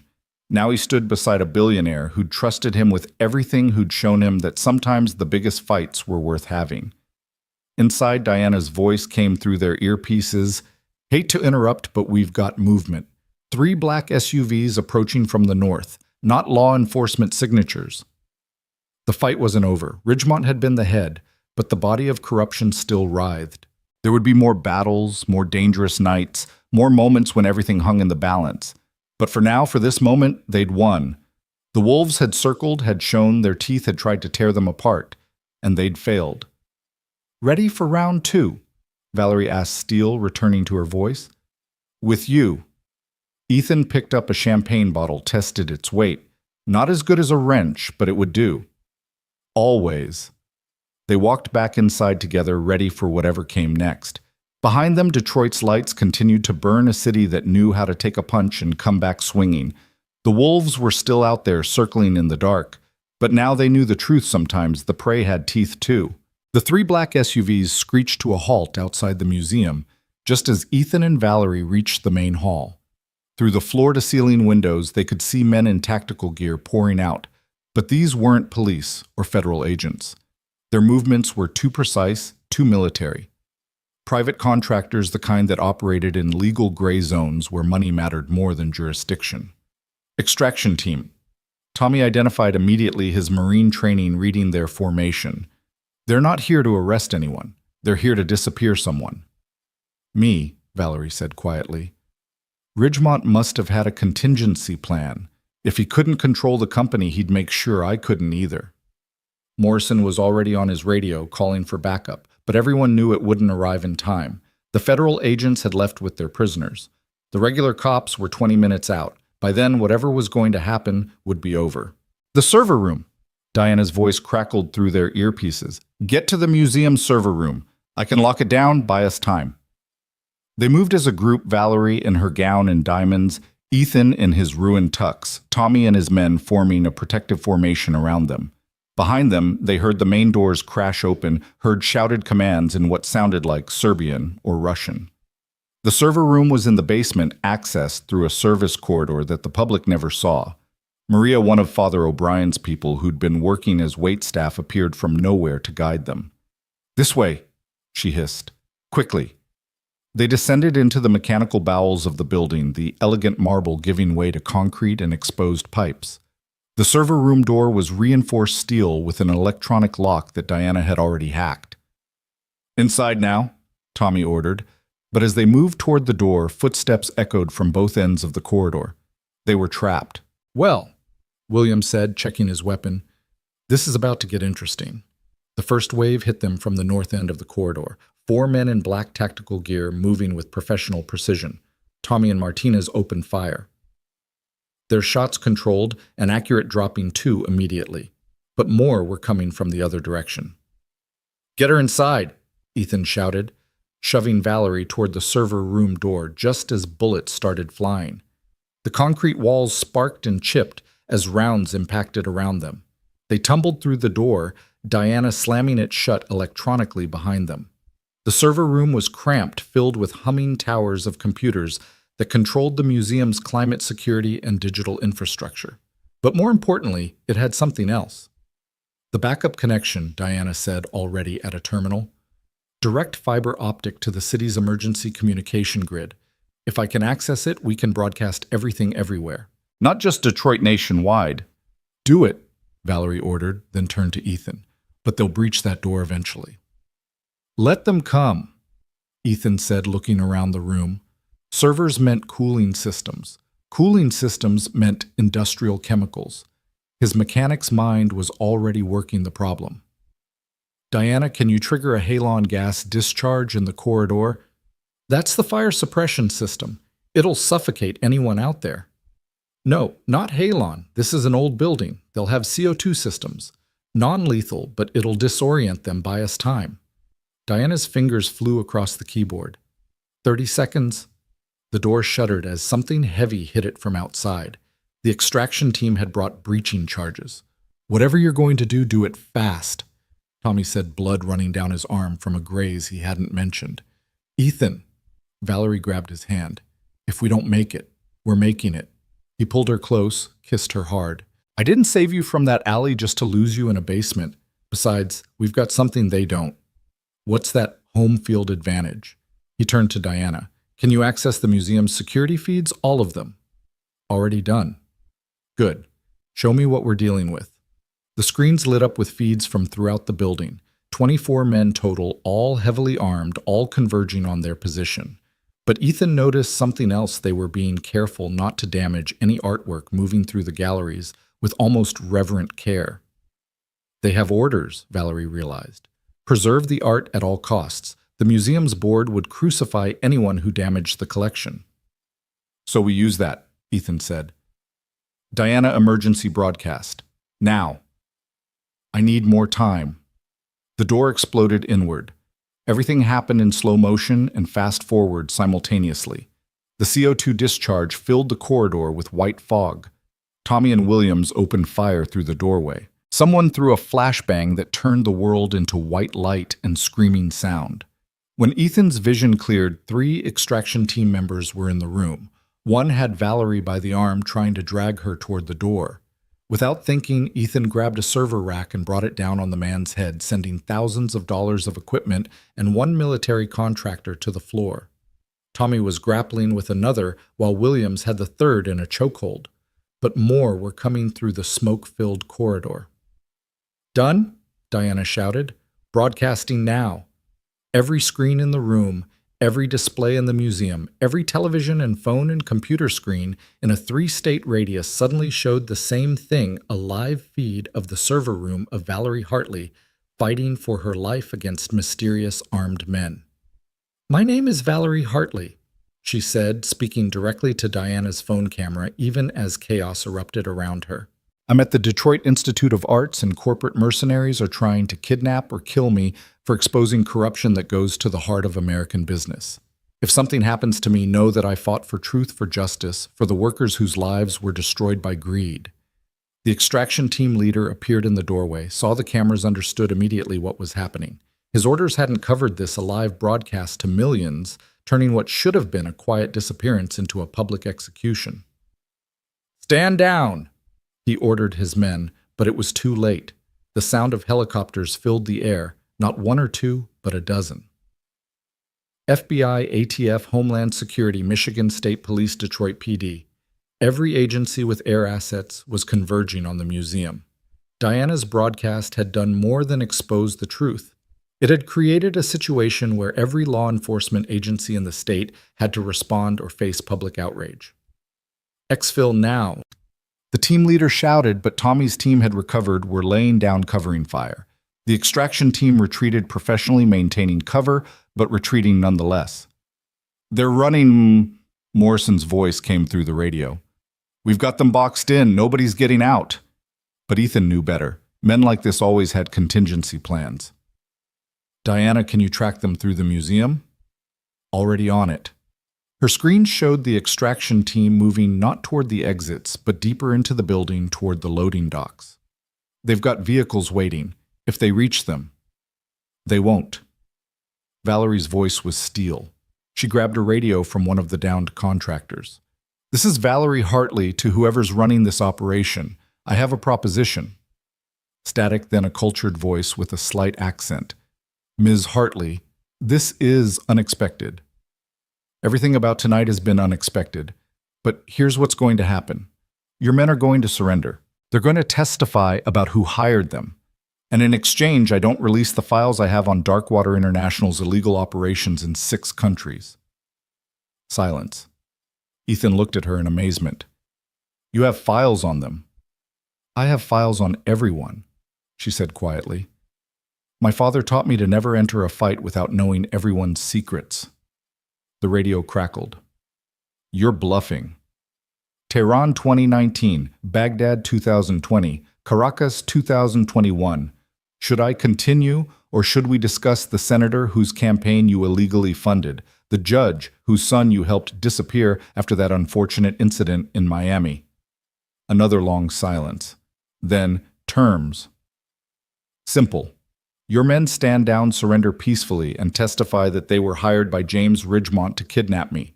In exchange, your company's secrets stay secret. And if we refuse, then in about 30 seconds, every intelligence agency in the world learns about your operations. I imagine the international warrants alone would be inconvenient. Ethan could hear the calculation in the silence that followed. The mathematics of survival, profit, and loss playing out in real time. "Stand down," the voice finally ordered. "All units stand down and prepare for custody." The screen showed the extraction team dropping their weapons, raising their hands as law enforcement flooded the building. It was over, but Valerie wasn't done. She turned back to Diana's camera, to the millions still watching. "This is what they do," she said. "When we expose their corruption, they send armed men. When we demand justice, they try to silence us. But we're not silent anymore. We're not afraid anymore. Tonight, Detroit showed that we can fight back, that we can win." She looked directly into the camera, and Ethan saw not the frightened woman from the alley, or even the CEO reclaiming her company, but something more, a leader, a warrior, someone who'd been forged in fire and come out stronger. To everyone watching, everyone who's been stepped on, cheated, destroyed by people like Ridgemont, know this. You're not alone. We're building something new, something better. And we're just getting started. Diana cut the feed as law enforcement secured the scene. The server room that had been a battleground moments before now felt strangely quiet, just the hum of computers and the distant sound of sirens. "We should go," Morrison said, appearing in the doorway. "There'll be hours of questions, statements, paperwork." "In a moment," Valerie said. She turned to Ethan, Tommy Williams, Diana. All of them bloodied and exhausted, but victorious. "Thank you, all of you. You risked everything for someone you barely knew."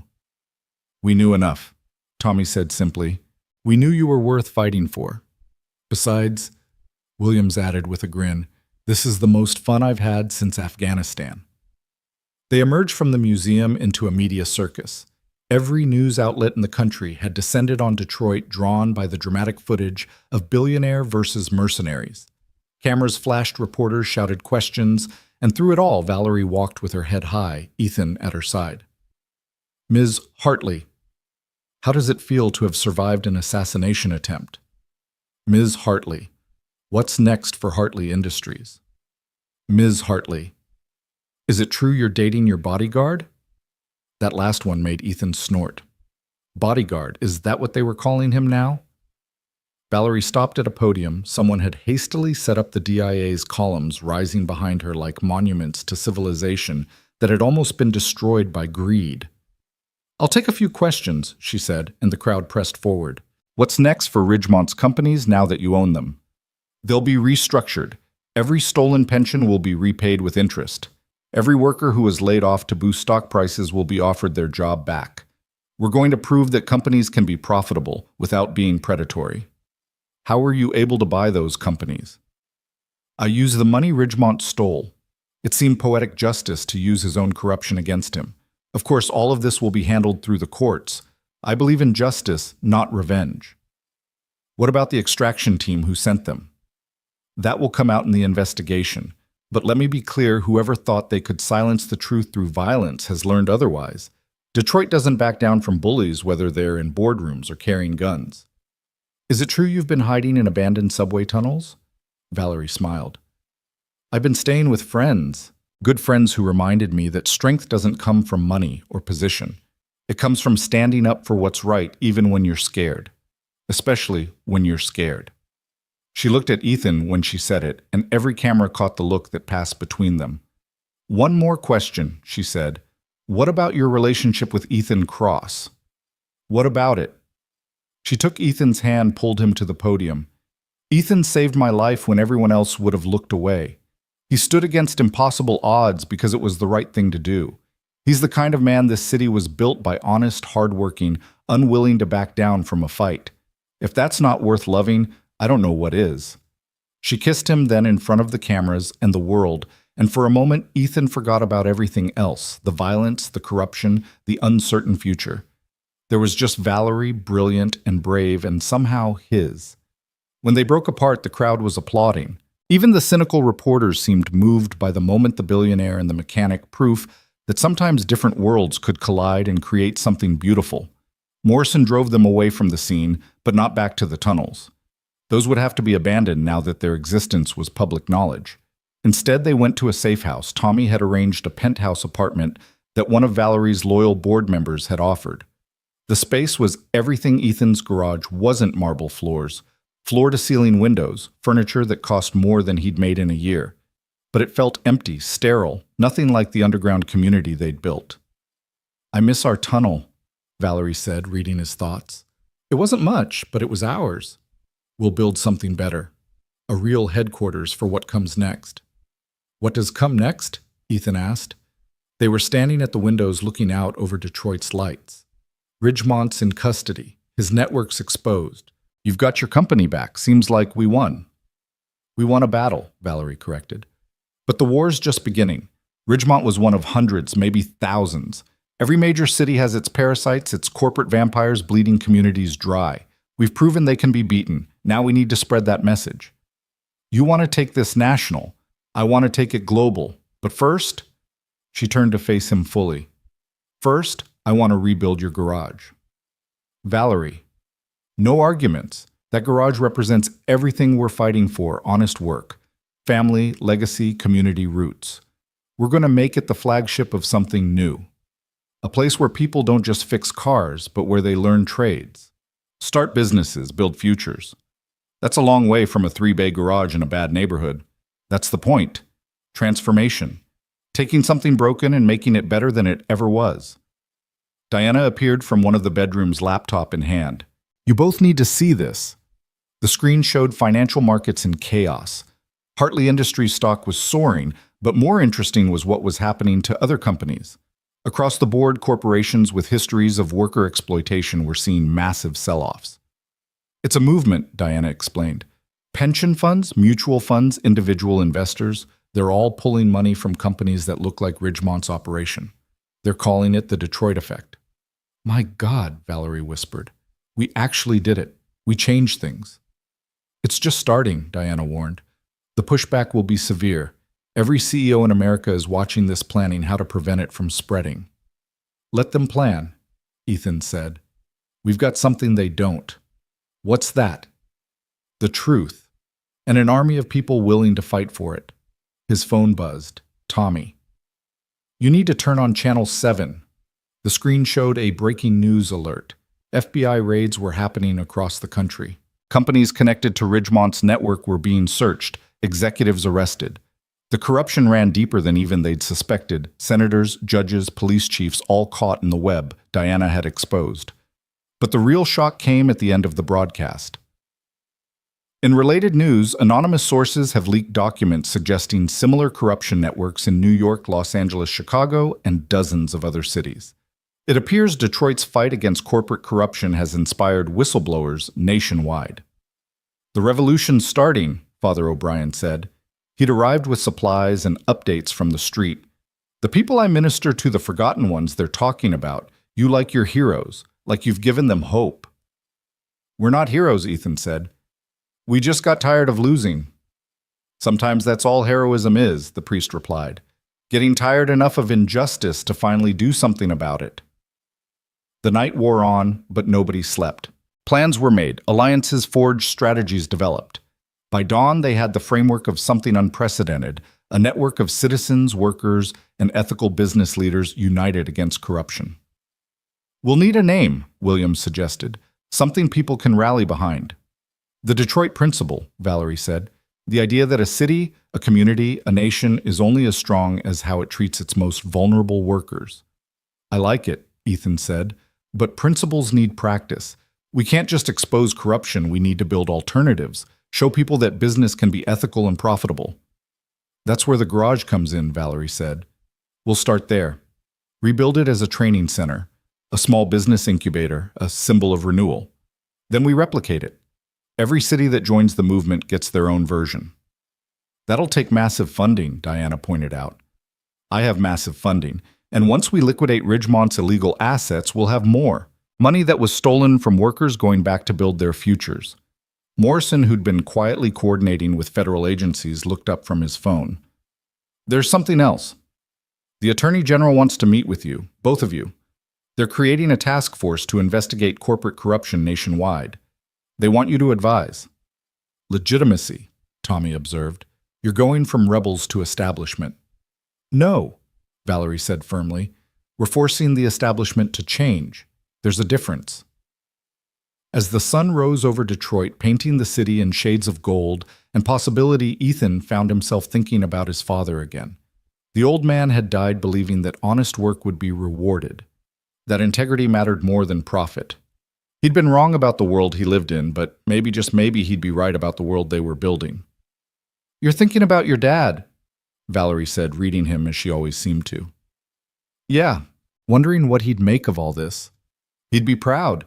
You took the values he taught you and used them to change the world.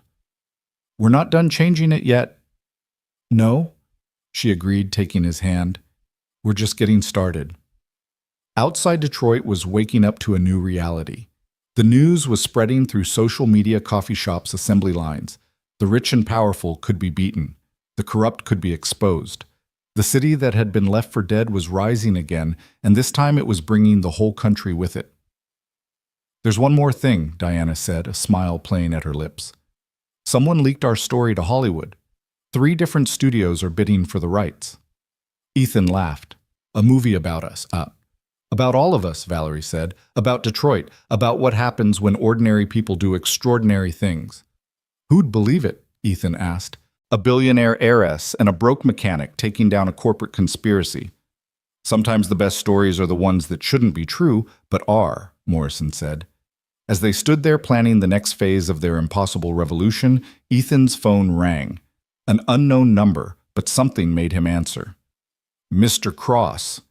The voice was old, refined, careful. My name is Richard Hartley, Jr. I'm Valerie's uncle. I've been watching what you've accomplished, what you've done for my niece, for my brother's company, for this city." Ethan put the phone on speaker. Valerie's face went pale. "Uncle Richard, I thought you were dead." "No, my dear, though I've let certain people believe that for the last 2 years. I've been investigating Ridgemont from the shadows, gathering evidence, waiting for the right moment. You and Mr. Cross created that moment." "Where are you?" Valerie demanded.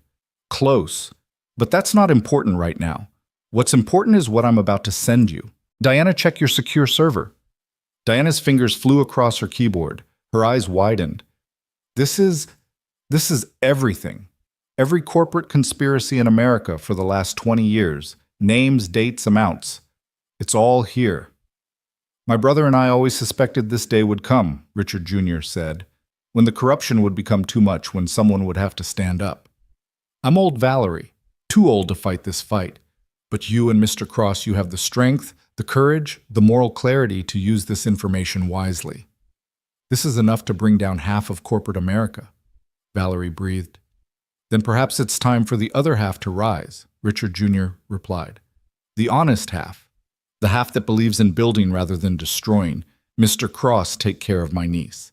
Valerie, your father would be so proud. Both of you be careful. You've wounded the beast, but wounded beasts are the most dangerous." The line went dead. They stood in silence, absorbing the magnitude of what they'd just received. It was more than evidence, it was a weapon that could reshape American business. "We could destroy them all," Williams said quietly. "Or we could offer them a choice," Ethan suggested. "Reform or be exposed. Change their ways or face justice. Use the threat to force real change." "The carrot and the stick," Father O'Brien approved. "Redemption for those who seek it. Judgment for those who refuse." "It's going to be a long fight," Morrison warned. "Years, maybe decades." "Then we better get started," Valerie said. She moved to the window, looking out over Detroit. Diana set up a press conference for noon, full media international coverage. "What are you going to announce?" Ethan asked. She turned to him, and in her eyes he saw the same fire he'd seen in that alley, but tempered now with purpose and possibility. "The Detroit Principle goes national. Every company in America gets a choice: join us in building an ethical economy or face investigation. Workers' rights become human rights. Corporate corruption becomes corporate suicide. We're going to build the world my father dreamed of, one business at a time." "They'll fight back," Ethan warned. "Good," Valerie said, and her smile was sharp as winter. "I'm done playing defense. It's time to show them what happens when you wake the sleeping giant of American workers." As noon approached and the media gathered for what would become known as the announcement that changed American capitalism, Ethan stood beside Valerie, ready for whatever came next. They'd started in an alley with violence and fear. They were continuing with truth and justice, but most importantly, they were continuing together. The digital warhead had been armed and fired. Now they just had to win the war. The contraction started at 3 a.m., on a Tuesday exactly, 18 months after that first night in the alley. Ethan drove through empty Detroit streets, Valerie gripping his hand hard enough to leave bruises, the same streets where their story had begun, now leading them toward its next chapter. "You're going 30 in a 50 zone," Valerie gasped between contractions. "I'm being careful." "Ethan Cross, you drove 90 miles an hour to save me from mercenaries, and now you're being careful." He pressed harder on the accelerator, remembering that night at the museum, the desperate race through the city. So much had changed, yet here they were again, racing through darkness toward an uncertain future. The hospital was ready for them. Being billionaire revolutionaries had some advantages, including a private room and the best doctors in Michigan. But as Valerie labored through the next 12 hours, none of that mattered. They were just another couple bringing life into the world, hoping for the best. Sarah Cross was born at 3:47 p.m., screaming her arrival with a voice that reminded Ethan of her mother's determination.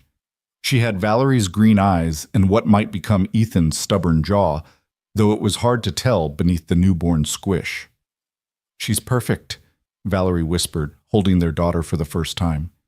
"She's going to change the world," Ethan said, touching Sarah's impossibly small fingers. "She already has."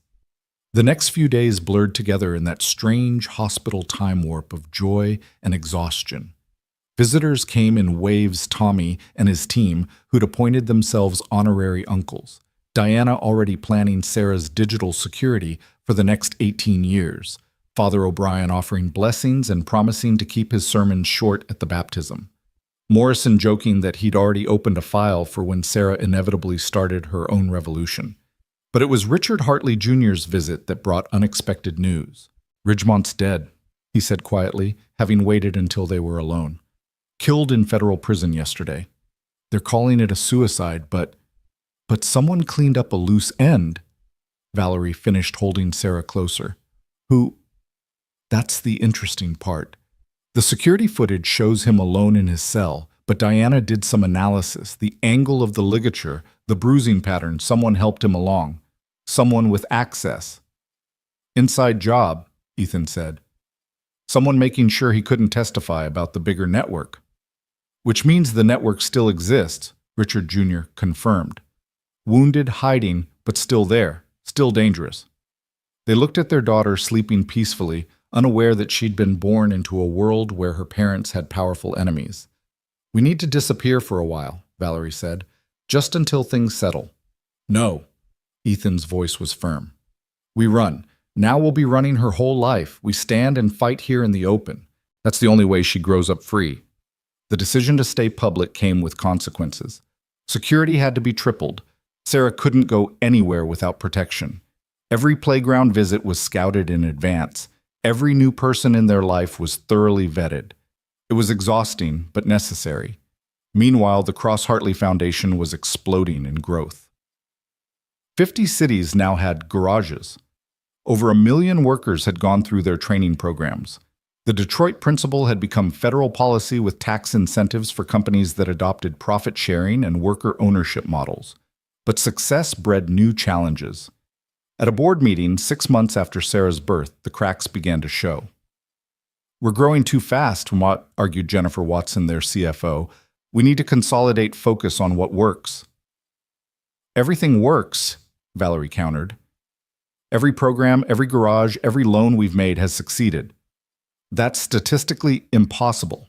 We must be missing failures." "Or maybe," Ethan interjected, "when you treat people with respect and give them real opportunities, they don't fail as often as the experts expect." The debate continued for hours, with board members divided between aggressive expansion and cautious consolidation. It was their first real internal conflict, and it felt like a betrayal of everything they'd built together. That night, Ethan found Valerie in Sarah's nursery, rocking their daughter and crying silently. "They don't understand," she whispered. "They're turning us into just another corporation worried about metrics and growth rates instead of people." Then we remind them why we started this. He took Sarah, who gurgled happily at her father. "We didn't start a movement to create a new bureaucracy. We started it to prove business could have a heart." The solution came from an unexpected source. Maria, the former homeless woman who'd helped them in the tunnels, now ran one of their Detroit training centers. She suggested something radical. "Let the workers vote," she said at the next meeting. "Every person who's been through our programs, everyone who works at a garage, let them vote on major decisions. Real democracy, not corporate democracy." "That's thousands of people," Jennifer protested. "Millions, actually," Diana corrected, pulling up the numbers. 1.3 million direct beneficiaries, another 4 million indirect. "Then we vote electronically," Valerie said, the excitement building in her voice. "Blockchain secured, unhackable. Every major decision goes to the people it affects." "That's insane," one board member said. "That's revolutionary," Ethan countered, "and revolution is what we do." The first vote was on the expansion question: consolidate or grow. The result was overwhelming: grow, but grow smart. Let local garages decide their own needs. Trust the people on the ground. It worked better than anyone expected. Freed from top-down management, each garage evolved to meet its community's specific needs. The Detroit garage focused on automotive technology. The Silicon Valley garage became a startup incubator. The West Virginia garage specialized in transitioning coal miners to solar panel installation. But the real test came when they received an unexpected offer. Jiang Wei, one of China's richest industrialists, arrived in Detroit with a proposal. He wanted to bring the Detroit Principle to China to transform the world's largest workforce using their model. This is huge, Jennifer said, dollar signs practically visible in her eyes. The Chinese market could triple our impact. It could also compromise our values, Morrison warned. The Chinese government isn't known for worker democracy. Ethan and Valerie were split. He worried about losing control of their message. She saw an opportunity to help billions of workers. "We vote," Valerie finally said. "Let the people decide." The debate that followed was unlike anything they'd seen. Town halls in every garage, online forums buzzing with discussion.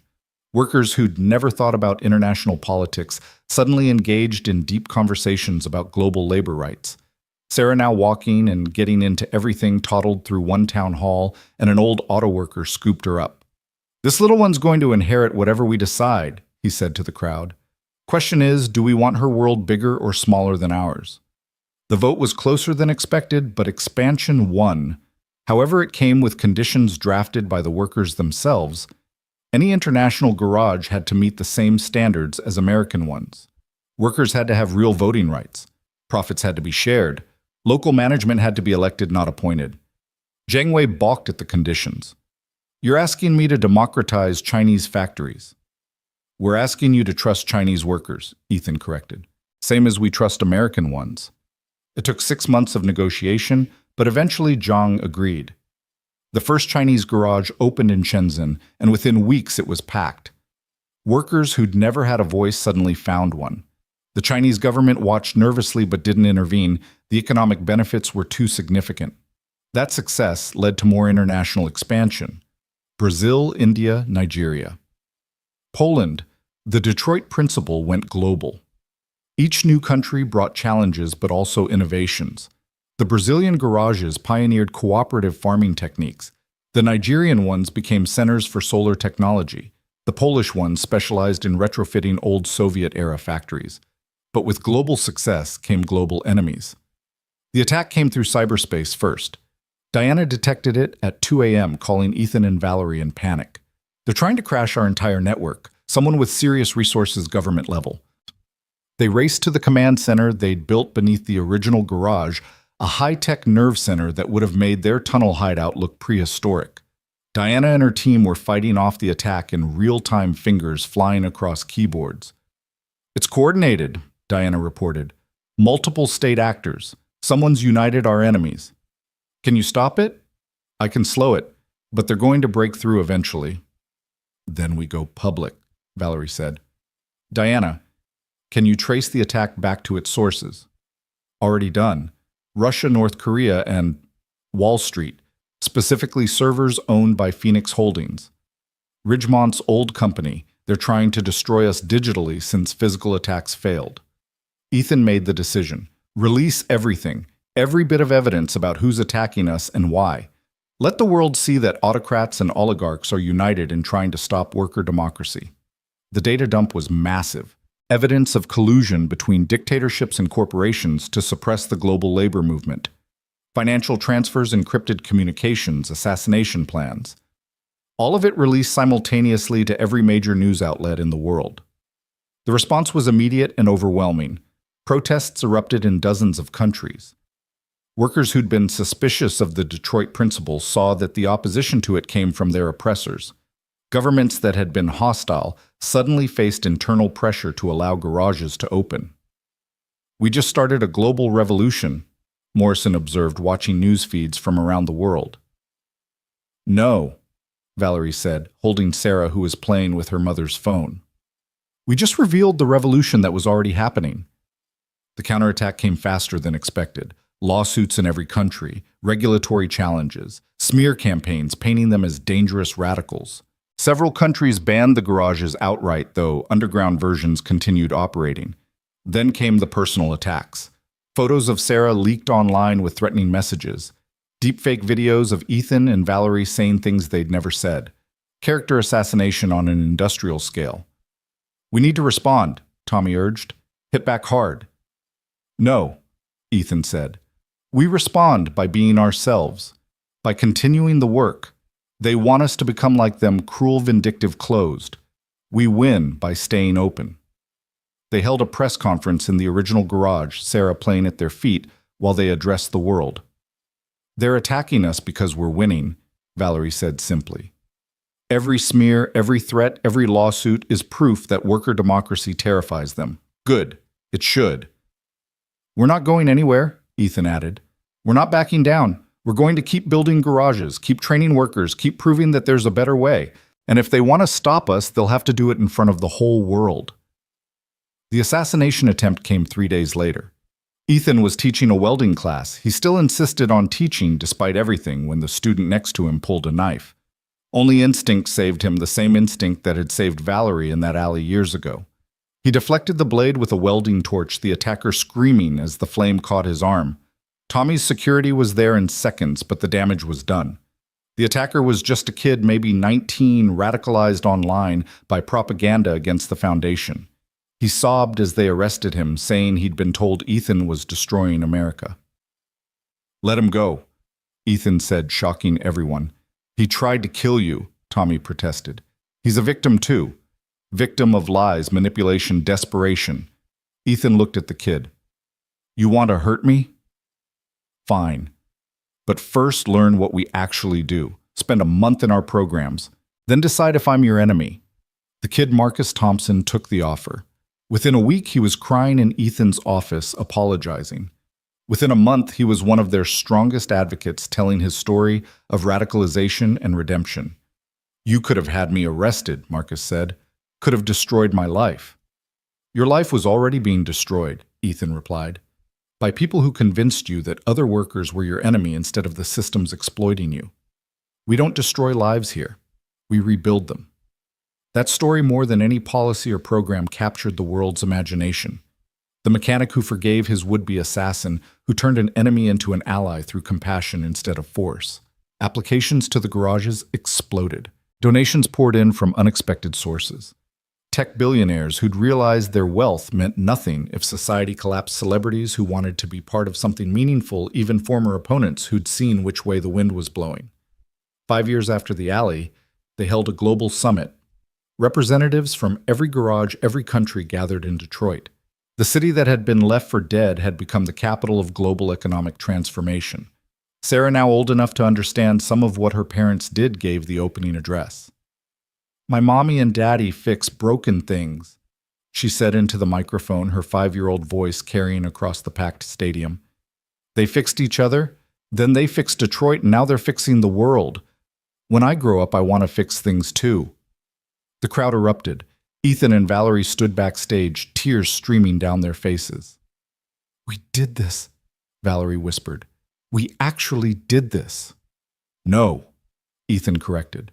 "We started this. Everyone out there, they did this."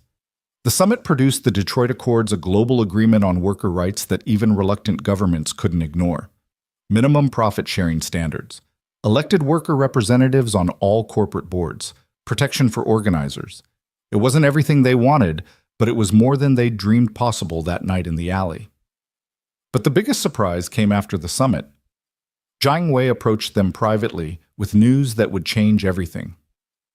"The Chinese Communist Party wants to officially adopt the Detroit Principle," he said.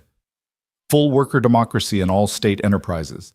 They're calling it socialism with Detroit characteristics." "That's billions of workers," Valerie breathed.